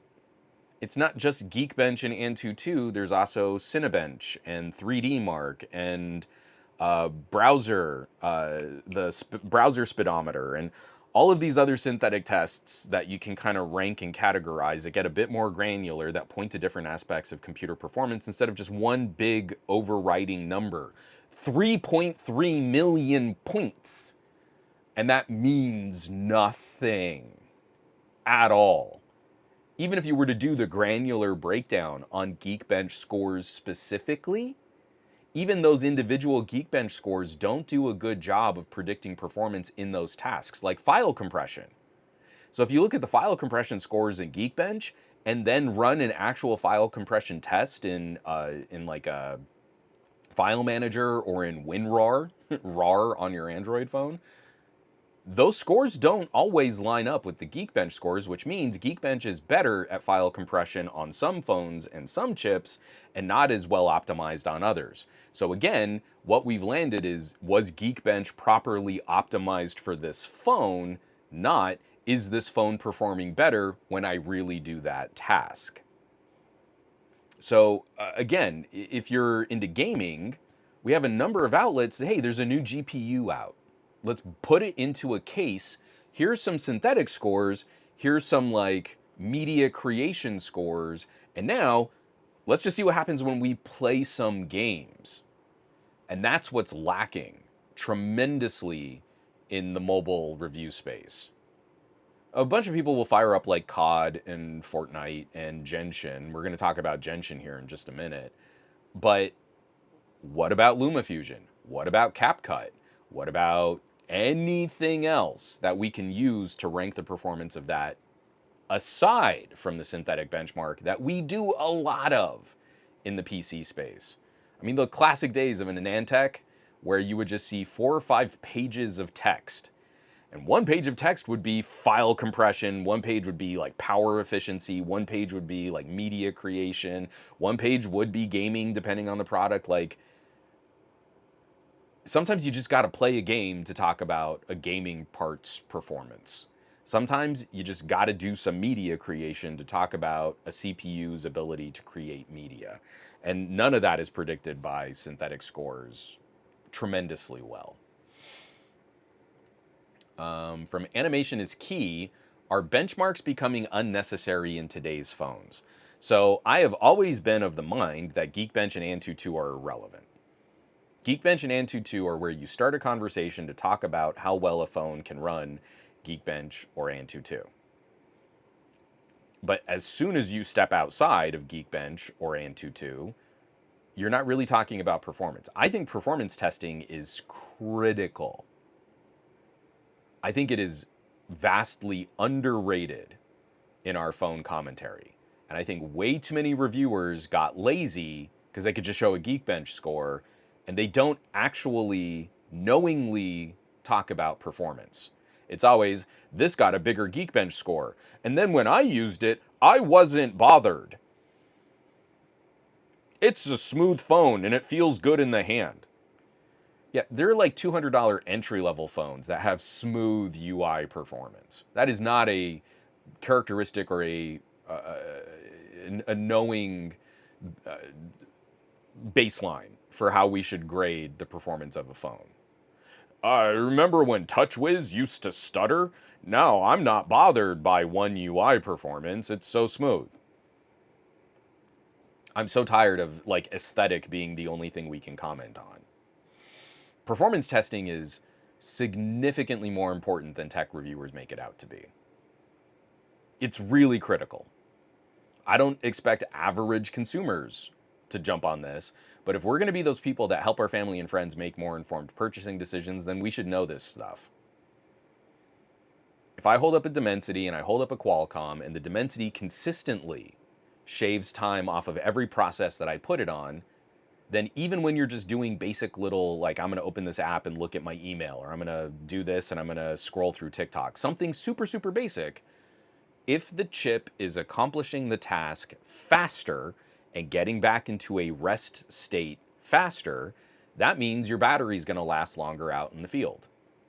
It means you're going to get more use per charge. That means you're going to charge your phone less frequently. And when you charge your phone less frequently, the battery longevity is going to be way higher. And when the battery longevity is way higher, you won't have to replace that phone as soon, or you won't have to pay for a battery replacement as soon as a phone that uses more energy, more electricity to power every individual task that you do on the daily. You can look at performance as a metric of radio connectivity. The phone that has a more efficient radio will use less battery, will prolong the battery life of the phone. You get better runtime per day, you get better overall health for that system, overall life for that system before that system needs to be replaced. Performance testing is critical in an era where we are creating mountains of e-waste, where a significant quantity of that e-waste is not properly being disposed of and is just sort of this like racist application of pollution to communities that we just don't care about. There's a village in Africa, they're gonna burn all of these electronics to get precious metals back out of them. That's gonna cause tons of toxic air pollution, and it's gonna pollute groundwater to every village downstream of this community that's doing the e-waste recycling. And we're fine with that because it's over there. You know, those people, they can deal with cancer and stuff. We're fine here. No, performance testing is critical. And like the small changes that we would see in our daily life. I mean, again, you look at something ridiculous like the iPhone 12, which had an undersized battery, a more powerful processor, and it was the first year that Apple put 5G in a phone, and tech reviewers should have said, don't buy this phone. But it's Apple. Oh, they'll fix it. They'll update. It'll be fine. And the only solution was carriers telling their consumers, hey, turn off 5G and your battery might last the day. And then the iPhone 13 comes out and Apple magically discovers the benefit of putting a bigger battery in their phones. And tech reviewers, oh, you know what? Apple was right again. Look, they listened to the concerns and they fixed them. And if you're on an iPhone 12, I mean, that sucks for you. But now the iPhone 13, that's the one. We don't have reviewers in this space if they can't criticize a company like Apple. At some point, you need to be able to say, don't buy this device. Galaxy S22 came out. That was a miserable phone. The Samsung chip ran hot. Samsung did not put good thermal cooling capacity into the smaller Galaxy S22. The battery life was miserable. The performance was terrible. And I had no problems making a YouTube video saying, skip this phone. Stick with a Galaxy S20 or wait for an S23 and let's see if Samsung can fix this. Don't buy this phone. It's bad. And I was right. That era of phones has aged like fine milk on a summer day. that era, the Snapdragon 8 Gen 1, has aged horrifically. But, you know, I was just called a hater because I just hate Samsung. I'm being called a hater on iPhones. The iPhone 17 Air is great battery life. I'm not bothered by that. I just charge it every night, and it's great for me. Cool. It's awesome. Could have had a 17 Plus with double the battery capacity, but sure. Apple's doing you a solid cutting out that battery capacity, removing video output through the USB-C port, and cutting a whole camera off the back of the phone for you to pay the same price. No, performance really matters. I did not mean to go that long. Animation is key. I am so sorry.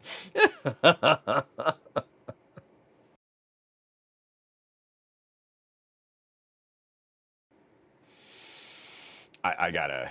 Oh, Nick Gale, OnePlus 12 or 13 with the desktop mode might pull me back. I'm not interested in the 15. I really hope, man, I don't have a lot of confidence, but I really hope that like Vivo and Xiaomi and Oppo will look at Android 16 and say, let's just turn on better support for that desktop mode. It's killing me how much compute power we are literally throwing away into landfills. And consumers have no idea that their devices could be doing anything more than this. Nick Gay, Antutu scores are like DxO Mark scores. Worthless. DxO Mark scores show you who spent money on DxO optimizations for their camera. That's all the scores show you. Any company that has paid them money to optimize their camera seems to get impressive scores for their camera performance. I loved it. I think it was the Xiaomi 13 Ultra. I read through DxO's write-up. I don't know if it's still published. I'm sure it is. But if you look, they're comparing like telephoto performance against one of the Huawei's. And when they do, if you're not paying attention, you'll miss. They're showing sensors cropped zoomed from the Xiaomi against the native resolution on the Huawei. But they'll say something like, well, we're matching both of these at the equivalent of, I think it was something like 80 millimeters. And at 80 millimeters, that was the native resolution and field of view of the Huawei, and it was a severe crop of the medium telephoto on the Xiaomi. And you're like, well, see, the images are just clearer and sharper, and there's better detail in the Huawei at the same focal length. So that's not testing. That's just rigging. It was so bizarre. So anyway, yeah, I don't think very highly of them. Oh, animation is key. I mean, again, thank you for going with me on that journey. It wasn't picking on you or anything like that. It's just, man, this stuff drives me crazy. And it really makes me frustrated. Again, someone will say, well, you can't judge a phone by specs on paper, and who even cares about benchmarks and things? And you're like, no. It matters. Performance matters. Performance per watt. That is critically important. And also, performance per dollar. What are we doing? Oh, and Twin Folk, iPhone Air is corporate greed and disdain for consumers in physical form. Absolutely. On the Road, Tang is saying $1,000 for the Apple Air seems like a really bad move, even with that extra battery costing more than $100. No way. No, don't worry. We cut out half the battery capacity, and now you can just buy another battery for another $100. I've got a pair of stories here. Talking Pixel. One is, excuse me. One is something that we had heard rumors of before the Pixel 10, and I got real pissy because there were a couple of headlines like, Google is considering using MediaTek. Oh no. And they were talking about the MediaTek radio, which is demonstrably better than Samsung's radio in every test that I can perform between a Tensor and a Dimensity. But it seems like we're revisiting that rumor again. Google reportedly testing MediaTek modem for the Tensor G6 and Pixel 11. So we got into a conversation on, was it on the Discord or was it on one of my articles on Patreon? I can't remember. But we were kind of shooting some ideas back and forth. And I am horrifically disappointed in Tensor 5. I'm really not impressed with the Pixel 10 series in general, but I'm really disappointed in the Pixel 10 Pro XL. But I still think that there is an opportunity for competition.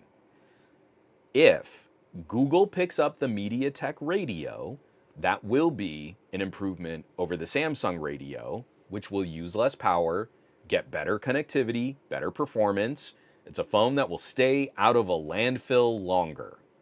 I'm already on board.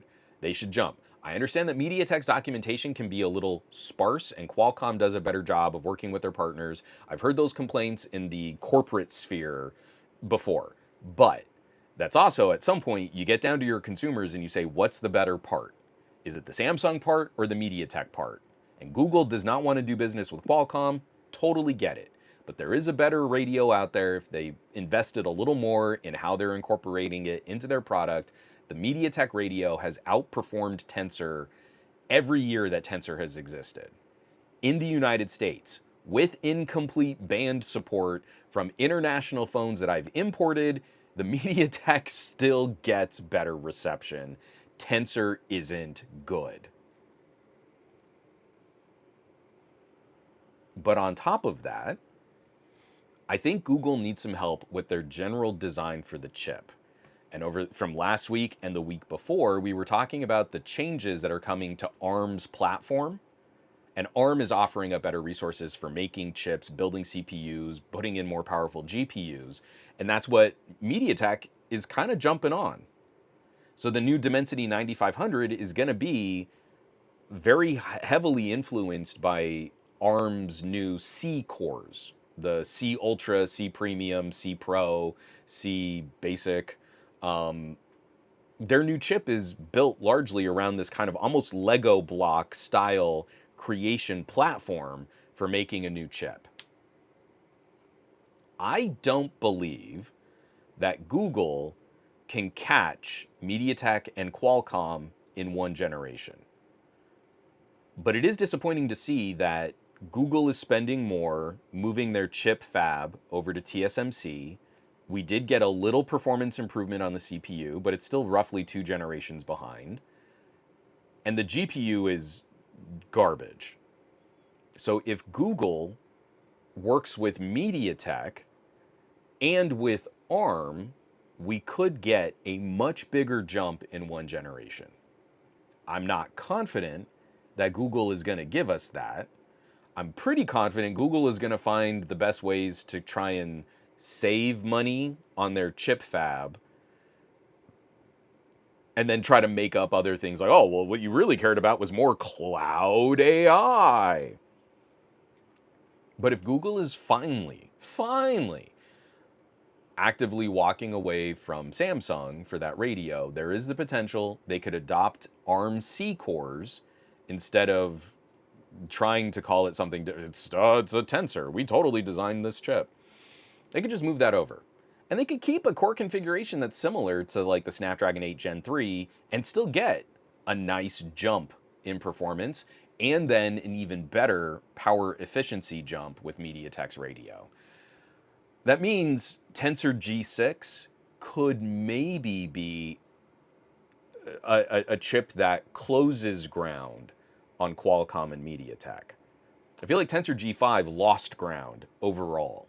When we look at all the different things we might want to do on a phone, the compute power, performance, power efficiency, I feel like Tensor 5 improved in some areas but lost big in others, so it's a net loss. So it's like it's a horse race, right? You know, Qualcomm and MediaTek are way out in front, and Tensor slid. It didn't gain ground, they slid. Tensor G6 with ARM C cores, I think, could close the distance, close the gap. That would be a more interesting product to talk about. So I'm hopeful. I'm hoping. But I'm pretty cynical about where Google is right now in their products and strategies, their portfolio, and what they're really willing to invest in Tensor. It doesn't seem likely to me. I think they're going to keep trying to market this idea of it's fine that your phone is the slowest and the most expensive and gets the worst battery life and has the slowest charging because AI. And I'm not going to sell my family and friends on that. That's stupid. Because the last thing that I want to point out, and this is a game I hate. I don't like this game at all. And I hate that it's become like this super important benchmark for phone performance when it's really only optimized for the iPhone and you're looking at a terrible port for Android. But it's even worse if you're on a Pixel. New Genshin Impact update renders game nearly unplayable on the Pixel 10 series. A new post on the official Genshin Impact website highlights new minimum device requirements. And for Android, it explicitly states, quote, non-power VR GPU, end quote. Effectively singling out a bunch of older Apple A series chips from the A10 series and older, and some entry-level MediaTek devices like the Helio G35, and most notably, the new Tensor G5 powered Pixel 10 series, which uses a Power VR GPU. So it has been my hypothesis that Google is spending more on making a chip by going to TSMC. Samsung has no premium chip partners right now. So you probably could have saved money on doing another Samsung-built chip, but their foundry is not competitive. So we have seen some nice little CPU uplifts, even though I don't think the design of the Tensor is anything that impressive. literally just that shift, getting the expertise of TSMC in that space, has improved CPU performance, especially with the couple small updates we've gotten on the Pixel 10. So that chip is now more expensive to make through TSMC, it seems they're licensing a GPU that is hot garbage. And no one is using Power VR anymore, so they were probably able to get the IP for pennies on the dollar as opposed to using a Mali GPU or, I mean, they're definitely not going to use Adreno because that's a Qualcomm GPU. The Pixel 9 outperforms the Pixel 10 when it comes to anything graphics related or GPU related. Like, it's not hard to show. It's not close. It's not a fun fight. You're looking at over $1,000 phones. Now a Pixel 10 Pro is like a $1,300 phone if you live in some place where you have to pay taxes. Like, it's not impressive to fire up a game and go to the lowest possible graphics quality settings to play it at the lowest frame rate when on a MediaTek, I'm installing games from Steam and it's outperforming my Steam Deck. On a Qualcomm, it's doing what the MediaTek can do at half the power draw on the battery. Like, it is incredible. You just all these jokes, like, Crysis Remastered. Can it play Crysis? Yeah. And Adreno, a Qualcomm, can play Crysis Remastered at like 6 watts. Like a whole gaming laptop used to spin up to like 120 watts to play it at a lower frame rate than my OnePlus 13 can play Crysis Remastered. And that there actually was just a recent update to the Game Hub app, the GameSir. They packaged a bunch of like Proton and emulation services, like Winlator style emulation, into one game platform. And so you can do game streaming, like you can log in with your Xbox account. But the biggie is you can log in with your Steam account, just install PC games, and if you have a decently powerful chip, man, you're playing some pretty graphics intense stuff at great high playable frame rates, competing directly against Steam Deck, and unbelievably low power draw. Like, shockingly low. And they are doing a better job of supporting MediaTek than most other projects where MediaTek is a complete afterthought. GameSir is like, hey, we want everyone to play. It's not as good. The Adreno GPU is much better supported, but MediaTek is in the mix in a way that we haven't seen before. Guess what's never going to be a massive player in this generation? The Power VR GPU in the Tensor 5. The Pixel 10 Pro is never going to be that crossover device.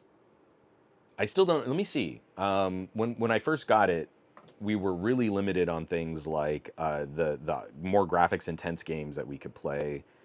Let me pull up Grid Legends again. I love that racing game. Grid Legends is really fun. It's kind of corny.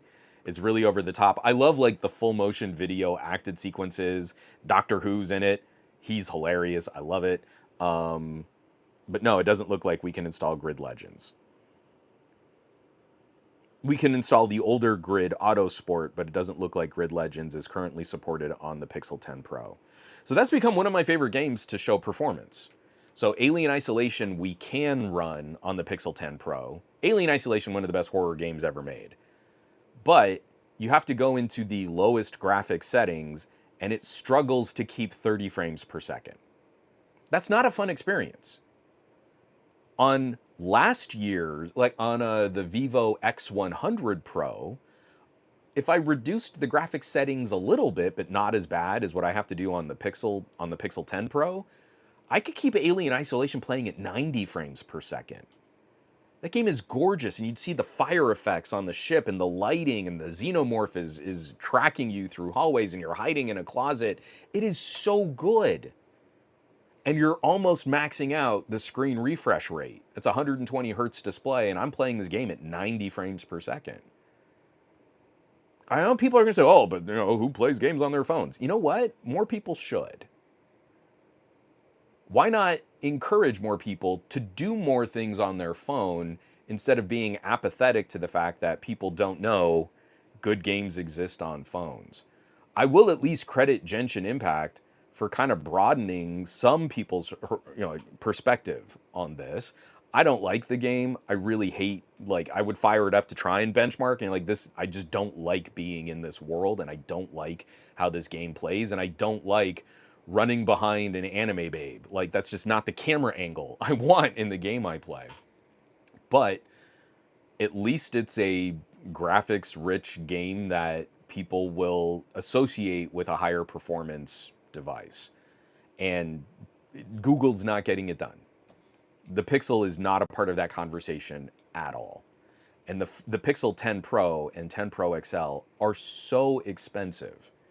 To not be good crossover devices just seems like such a miss, such a wasted opportunity. And that also means it kind of stunts the next couple years of Android. Let's say there's like a UI element that's going to be a little more graphically intense. Well, Google's going to sit on that because it's going to tax the Power VR GPU in that phone. Or if Google pushes ahead, let's say Tensor 6 has a really beefy Mali GPU or something from ARM directly, like, oh, this is going to be a really high performance GPU for a Pixel now. That means the Pixel 10 is going to perform really poorly. If there's like an update to material design that, delivers prettier animations, not going to run well on a Pixel 10. It does reduce the overall life cycle. It reduces the practicality of using that phone. So there are some Reddit posts. I mean, like, I pulled one up and someone was sharing like gameplay. I always think it's funny, like, whenever someone shows, like, I have these like stumpy Hobbit hands, like these little stumpy Hobbit fingers. I've got a little stumpy Hobbit thumb. I always think it's funny, like, whenever someone shows touch screen gameplay on an Android phone, they always have these really long fingers and are doing like claw grip holding the phone. And I'm just like, I can't, my hands don't do that. But like, showing this off, this is some gameplay. Genshin Impact killed my Google Pixel 10. Who did this? Add interesting 867 in the Genshin Impact subreddit. And I'm going to play this. And we can't scroll the environment. It starts wigging out and freaking out, just juddering back and forth while he's trying to screen record. And then, like, really bad artifacting happens on the screen, and he can't recover. The game totally locks and breaks on the phone like that. So the other thing that I think is absolutely possible is the binning of Tensor 5 chips is probably broader than what Qualcomm and MediaTek will select for their portfolio. I wouldn't be surprised if we've got $1,300 Pixel Pros that have kind of mediocre versions of the Tensor 5. Some chips you win the chip lottery, and some phones you lose the chip lottery, and, well, it was $1,300 as kind of a crapshoot. Sucks to be you. Like, when Qualcomm is selling chips to Samsung, I have to believe that those are probably better binned chips than what they sell to Poco. And they probably have a spectrum of pricing. Like, hey, you're going to buy this many chips. You're going to put those in these kinds of phones. We have this kind of expectation on performance. It's also a year later on the Poco, so you can save money. Cool, that's what we're going to do. That's what we'll sell you. And I think Google is like, any chip that is functionally able to boot the phone is going to go into the Pixel 10 Pro. And some of them perform better than others. But we can't be selective about binning these chips because, boy howdy, we just got to make back every penny that we put into switching our fab over to TSMC. It just kills me. Let me take another drink of water here, and we can wrap up with some comments. And I don't want to end on a bummer, but I am, like, the more I use the Pixel 10 Pro XL, the less impressed I am with the phone. There comes with fun services, and I like some of the app updates, and I like some of the material design changes, but none of that. None of that speaks to me when the hardware I'm using is so uncompetitive for how much money I spent on that phone. So frustrating.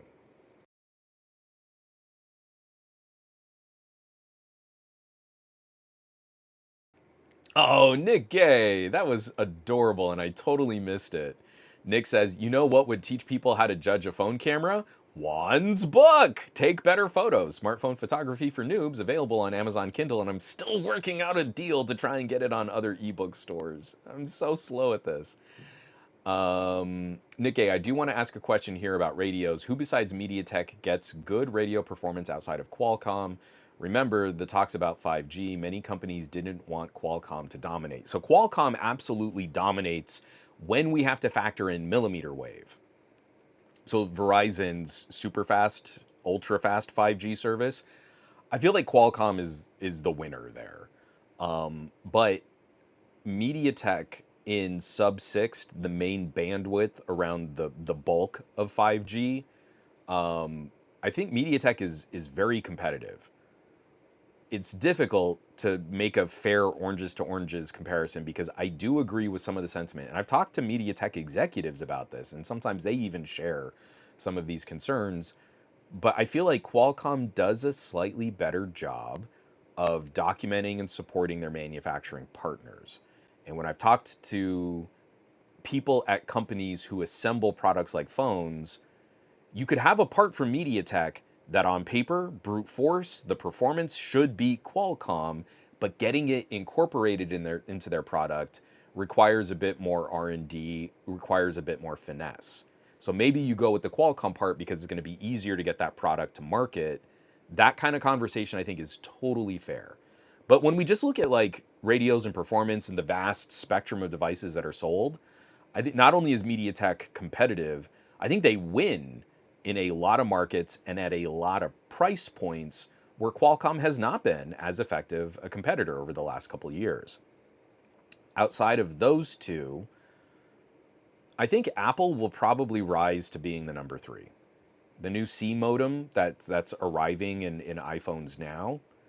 Again, still having some issues with Apple at the sort of bleeding edge of 5G, the licenses and patents that are involved when you talk about millimeter wave. I don't think that's as crucial for a lot of consumers out there, but it's a nice thing to have when our devices are so expensive.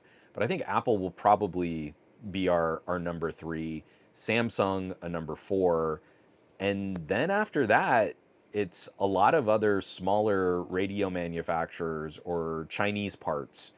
Like when you gut a mini PC and you'll see like a CX radio for the Wi-Fi and Bluetooth chip. I don't know who that company is, but they make a lot of wireless cards for Wi-Fi and Bluetooth. I don't know if there are going to be other firms that are going to take networked communications seriously, like for 4G and 5G performance. I don't know. Someone else who's savvier about that will have to correct me if maybe I'm missing another manufacturer in there. But I think Samsung rounds us out at the bottom of the heap. Their radio has just never been particularly impressive. And every time it gets this like generational iterative improvement, it comes after like Qualcomm and MediaTek have done something incredible for power efficiency. And now Apple is doing the same thing. Year over year, from one generation to the next, Apple's modem has gotten a lot better.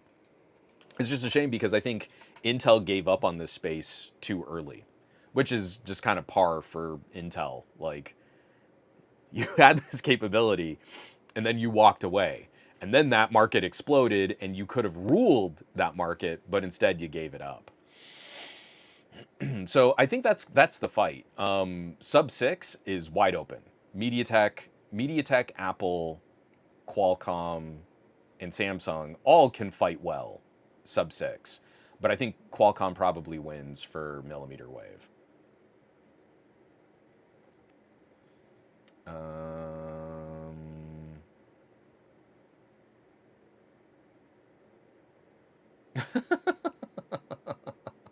I don't know what this means, Michael C. It's just funny. I'm going to read this comment out loud.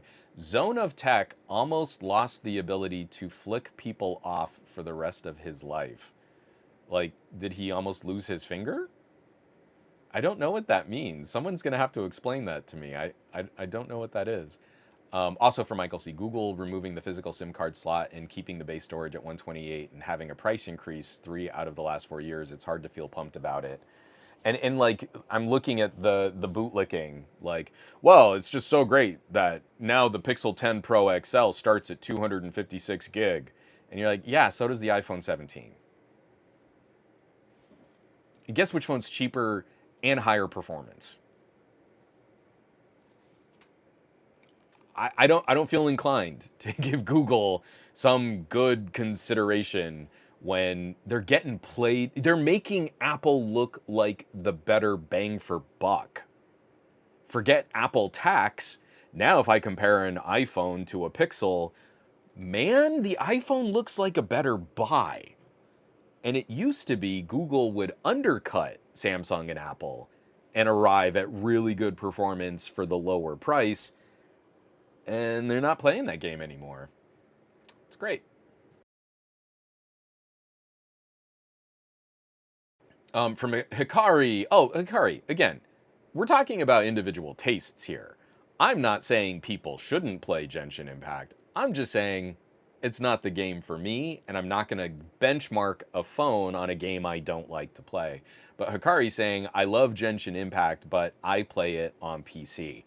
I want you to own a computing device and flippin' love what you do on it.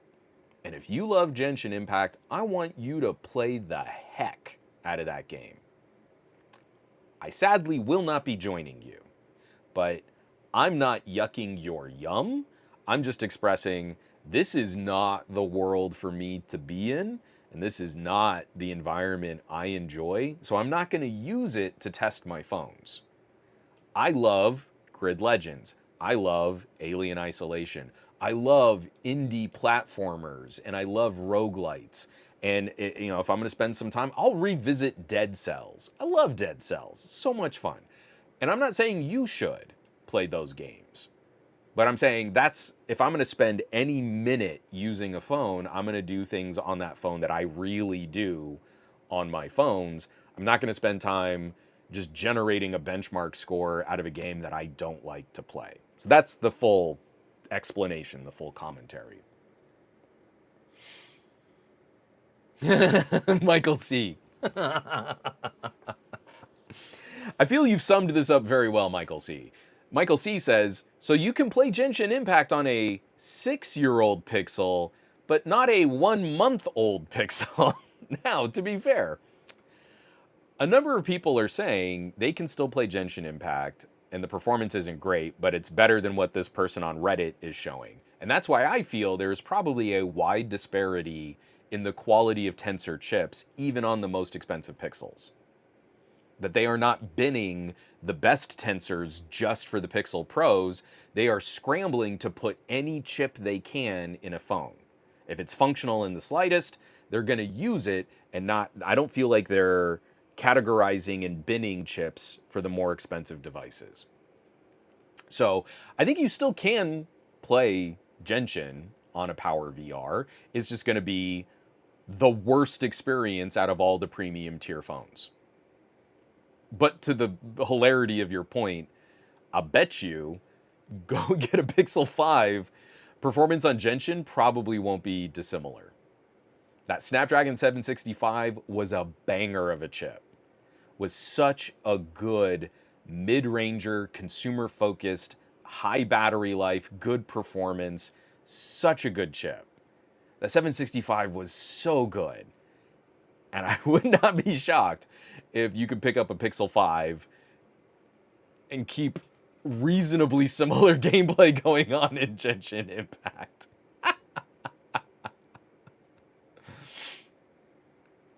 From Barry Johnson, replying to Michael C. It worked fine before the last update. The Genshin folks said to Pixel 10 buyers, no Genshin for you. Get out of my line. You're banned. You're banned. Was the, from Seinfeld, Soup Nazi. No soup for you. No Genshin. From Shut Them, I play games on my phone using the GameSir X3 Pro now. Never was playing any games before that. My phone became a console with it. I love my my Cyclone, so I still use this for the majority I just kind of like the cradle on top, even if the phone is a little asymmetrical, like it's a little offset from the controls. I like putting the phone up on top, but then also because all of the phones that I really like to use have really obnoxious camera bulges. It's harder to use like the telescoping, any backbone style controller. So I went with Cyclone and a little front mount so that you could clip the phone in there. If so, you playing games on your GameSir X3. If you haven't tried out GameSir's Game Hub, I'm just blown away by how well it worked when I would fire up. Like, let me play some Cuphead. I love Cuphead. That is exactly the kind of like I love revisiting an old game, just kind of blasting through a couple boss battles. It's really, really hard. It reminds me kind of like classic Nintendo and Super Nintendo difficulty, but with like beautiful animation. Love it. I don't play it on my Steam Deck. It plays better on my phone.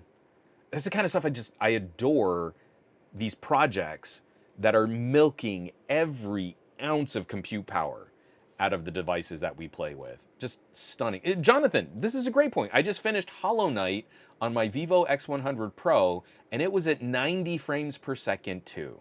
I probably wouldn't have played that game if I couldn't have the convenience of mobile. Thanks for the heads up about Game Hub.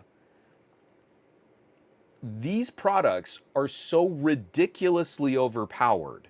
We are adding translation and emulation layers on top of Android, and they are still outperforming devices like the Steam Deck.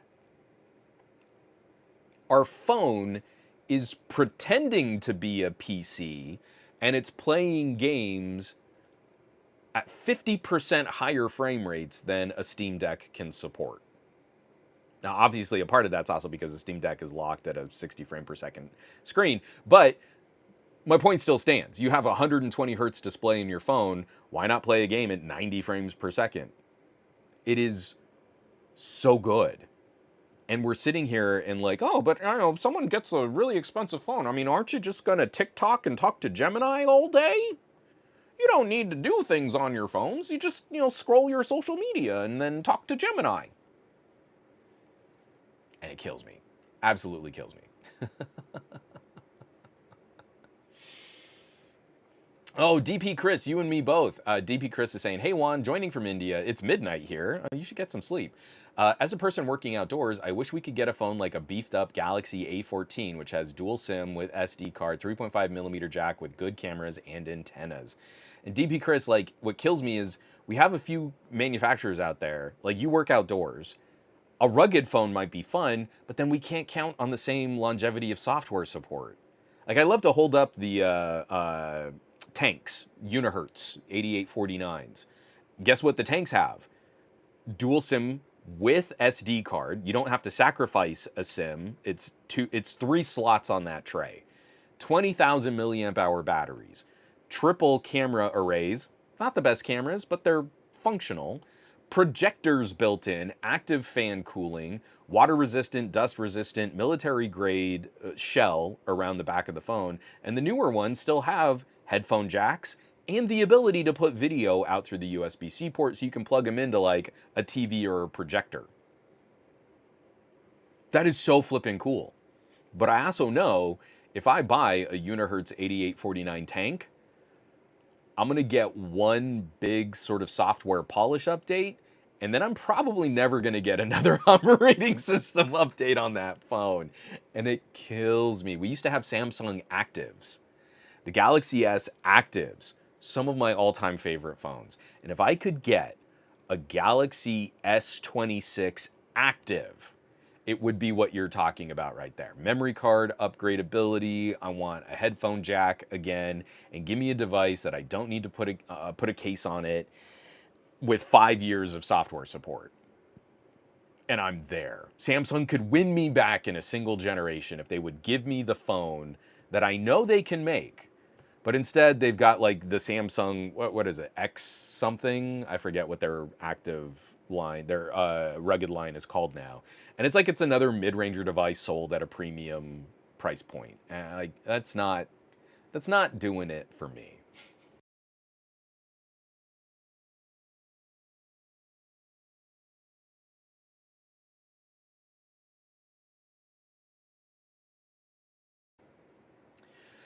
All right, let me scroll through here. Um, oh, yeah, hello, Moto. I'm just not going to use a platform that's locked off like iPhone, and Android is going the same way. I hope someone else comes along. Um, I don't know. Just like in desktops and PCs and laptops, like there's still some potential for like a Linux play in this space. We just got to work on manufacturers to get support from Qualcomm and Broadcom and all of these other component manufacturers to get good drivers. We could get those drivers. We could get Linux on more devices. It's just really, really difficult negotiating all of the licensing deals on that IP. Oh, and Huffin' Puffin, thanks Juan for introducing me to GameHub. I've installed it in private space on my Honor V5 for security purposes. It's been a literal game changer and opened up my world to PC gaming. I'm so happy more people are finding, because it's such a fun project. It's not perfect, lots of stumbling blocks, lots of games won't load at all, a bunch of things crash, and yet you pick up like one of your favorite old games and you're like, oh my God, I'm playing Tomb Raider on my phone. And it's magical. Again, we talk about these things like, hey, these are these incredible devices that you live your life out of. And then we're like, yeah, but your life is meaningless and boring. Like, isn't that the tone? Oh, average consumers, they're stupid, basic people. Well, then do something. Do anything. My daughter's running around shooting movies of our new puppy, right? She's editing those movies in LumaFusion. Some of them are a little too long, and she does this one thing that I hate where she does her own like montage background music. Da da da da da da da da ba ba ba ba ba da da da da ba ba ba. She'll like actually sing it into the microphones, and then she'll use that as the audio track for the background of her puppy montage video. That starts to frazzle my nerves a little, but she's doing this on like a mid-ranger spec tablet. She's having a blast. It's fun. And anyone could go and do that. Your auntie who loves like sharing family photos and videos could just dump all those photos directly from her phone into CapCut and just send off to the family. It doesn't need to be social media. You don't need to get points and likes and monetization for it. You could just do it. And instead, we've got tech reviewers out there, but just be stupid and basic. You can't judge a phone by its specs, because you're not going to do anything anyway. So just eat the slop, you basic, stupid people. And like, they're getting applauded for it. And it's so gross. From Fat Produce. It is kind of interesting how few mobile games I play when I am such a big PC gamer. Hey, Andrew, how's it going, buddy? I hope you're doing well. Yeah, I like good PC ports. When I'm reviewing a phone and I'm talking about gaming, I'm pointing to things like Dead Cells, not a mobile game, not a gotcha game. There are a few mobile games I still do like to play, but increasingly they become more like the really, really low-key indie options. Like there's a version of Boggle that you can't find on Google Play anymore. It was called Gobble. Love it. Just the cleanest, simplest implementation of a Boggle-style word puzzle. What's the I love like Dice, like Yahtzee and Farkle, and you can find open source and free versions of those games. Potato Jam is a developer on Google Play, and I think they have the best version of Klondike Solitaire. And it's totally free, no ads. So you can go and get a beautiful, simple, clean, very good performance version of Klondike Solitaire. It's that kind of stuff that I still do like to play some of those as mobile games, but I've given up on like the match 3s. I've given up on anything that's gotcha. So like, oh, Marvel, Contest of Champions to rape your wallet. Like none of any of that? No. No. I'm done. I'm not. Marvel Future Fight burned me out on keeping up with the meta of a mobile game. I'm out. I'm out. I'm done. And again, now I can fire up Hades. I still haven't gotten Hades 2 to work on any of my phones, but Hades 1, again, I'm revisiting. I know it's a little long in the tooth, but man, that is such a banger game to be playing on a phone. Flippin' love it.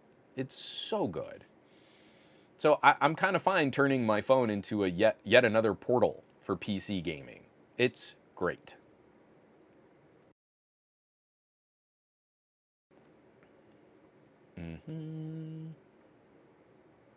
From WX Roamer, I've been going down a BlueStacks 5 rabbit hole. Is that a good way to play games on my PC with Windows on ARM?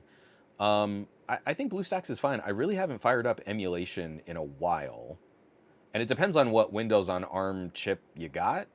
But even my Snapdragon, what is that? What was the name of that chip? The 8CX Gen 3 in my Robo and Kala, that could play some decent games. Like, again, platformers, roguelites, indie titles, stuff like that. Pick up a Baba Is You or a Dead Cells.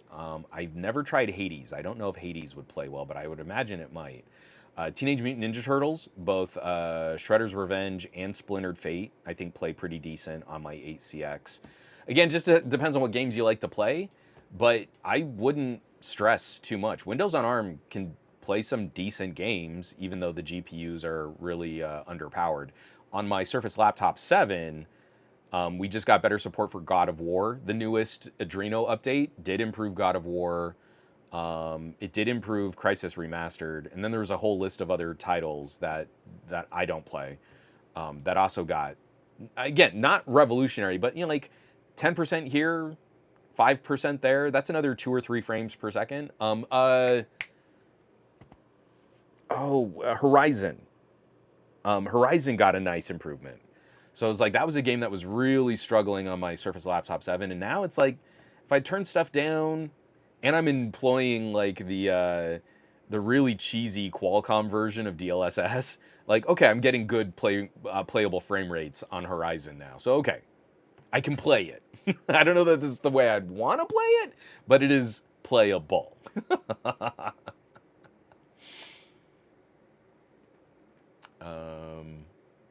Oh, hello, Moto. It worries me that Cuphead is an old game. I mean, it's not a new game, but I mean, like, you kind of understand the point I'm making is, we expect things to get a little bit more graphics intense. We expect games to kind of keep growing. And, like, imagine where we were 20 years ago and then show someone a game like Cyberpunk, right? So we have these expectations and that they build and that they grow. So.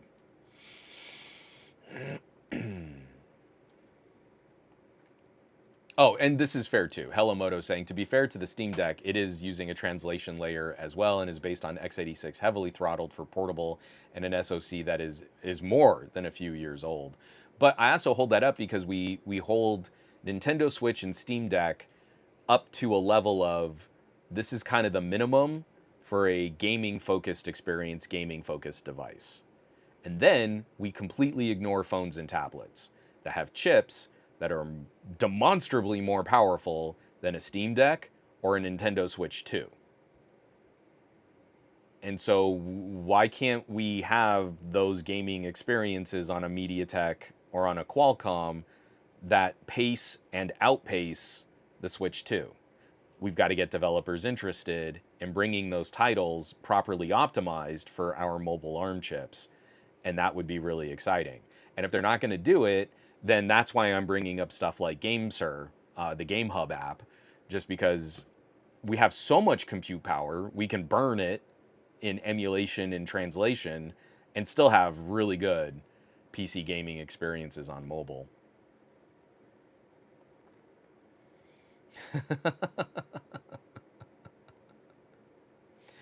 Some really great comments in here. Oh, Vasicos reminded me it's the X Cover. X Cover is the name of the Samsung rugged phone now. Let me get that out of the way there. So we got to wrap this up because my voice is failing and I didn't want to go 3 full hours this week. I spent way too long on that opening politics story, and I got to stop doing that. But I think these are important things to not just hear a headline and file that away and then give up on talking about it. It's how these things roll out.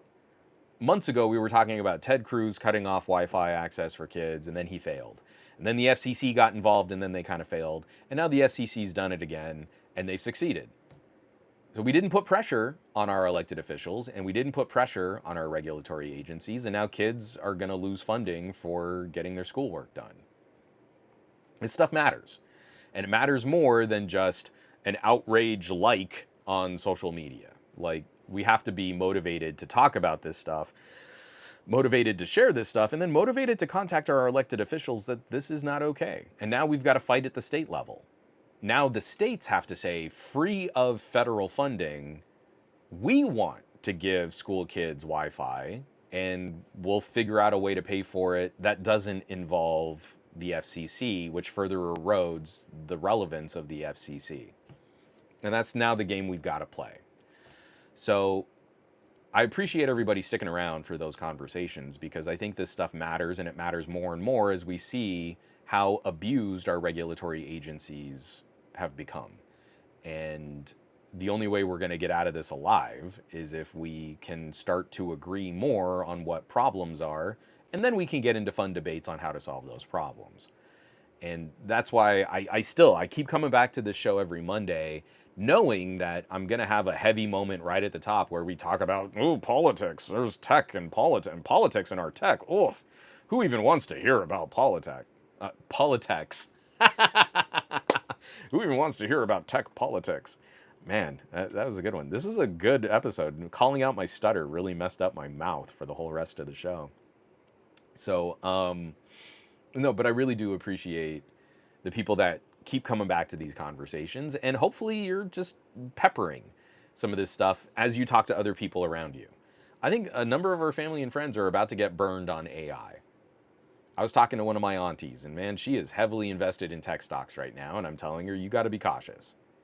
I think you got to look at this market and really try to see where you're putting your money. And if you're just letting it sit there because someone said Nvidia was a good investment, you could be on the bad end of a good rug pull in the next year or so. So pay attention. Like, don't fall asleep on this stuff. So lots of stuff's going to be coming out to the channel. Like I said, we've got mini PCs and a rugged tablet and some more audio gear. Obviously, the best place, if you really want to know, if you really want to stay up to date, become a free member over on patreon.com/somegadgetguy. And I don't roll out anything free first, but my articles, videos, stuff like that eventually go through the paid layers, and some of it ends up on the free, but that free tier will keep you up to date. You will get notifications, you will get alerts, you'll know that something is coming out, because that is not what's happening over on YouTube right now. You're not getting alerts and notifications on my stuff, even if you're smashing the bell icon. The next best place to go would be somegadgetguy.com, and at least then, if you get an update or an alert from somegadgetguy.com, that is public. I don't put anything paywall on somegadgetguy.com, so if you're following on an RSS reader, follow a couple of your favorite content creators. Like TK Bay puts out some blog stuff, and you could know that's exactly when TK is talking about something cool. I'm wearing his merch, man. He's a good dude. Don't sit there and wait for YouTube to eventually tell you that something might be up, because they're not going to do it. They're getting in between creators and their audiences, because it's better for them if you're just mindlessly scrolling on shorts and reels and TikToks and you're ignoring the channels you've actually subscribed to.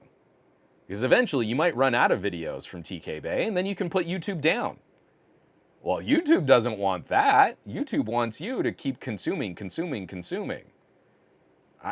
I think that's bad for your brain. But YouTube will make more money on that being bad for your brain.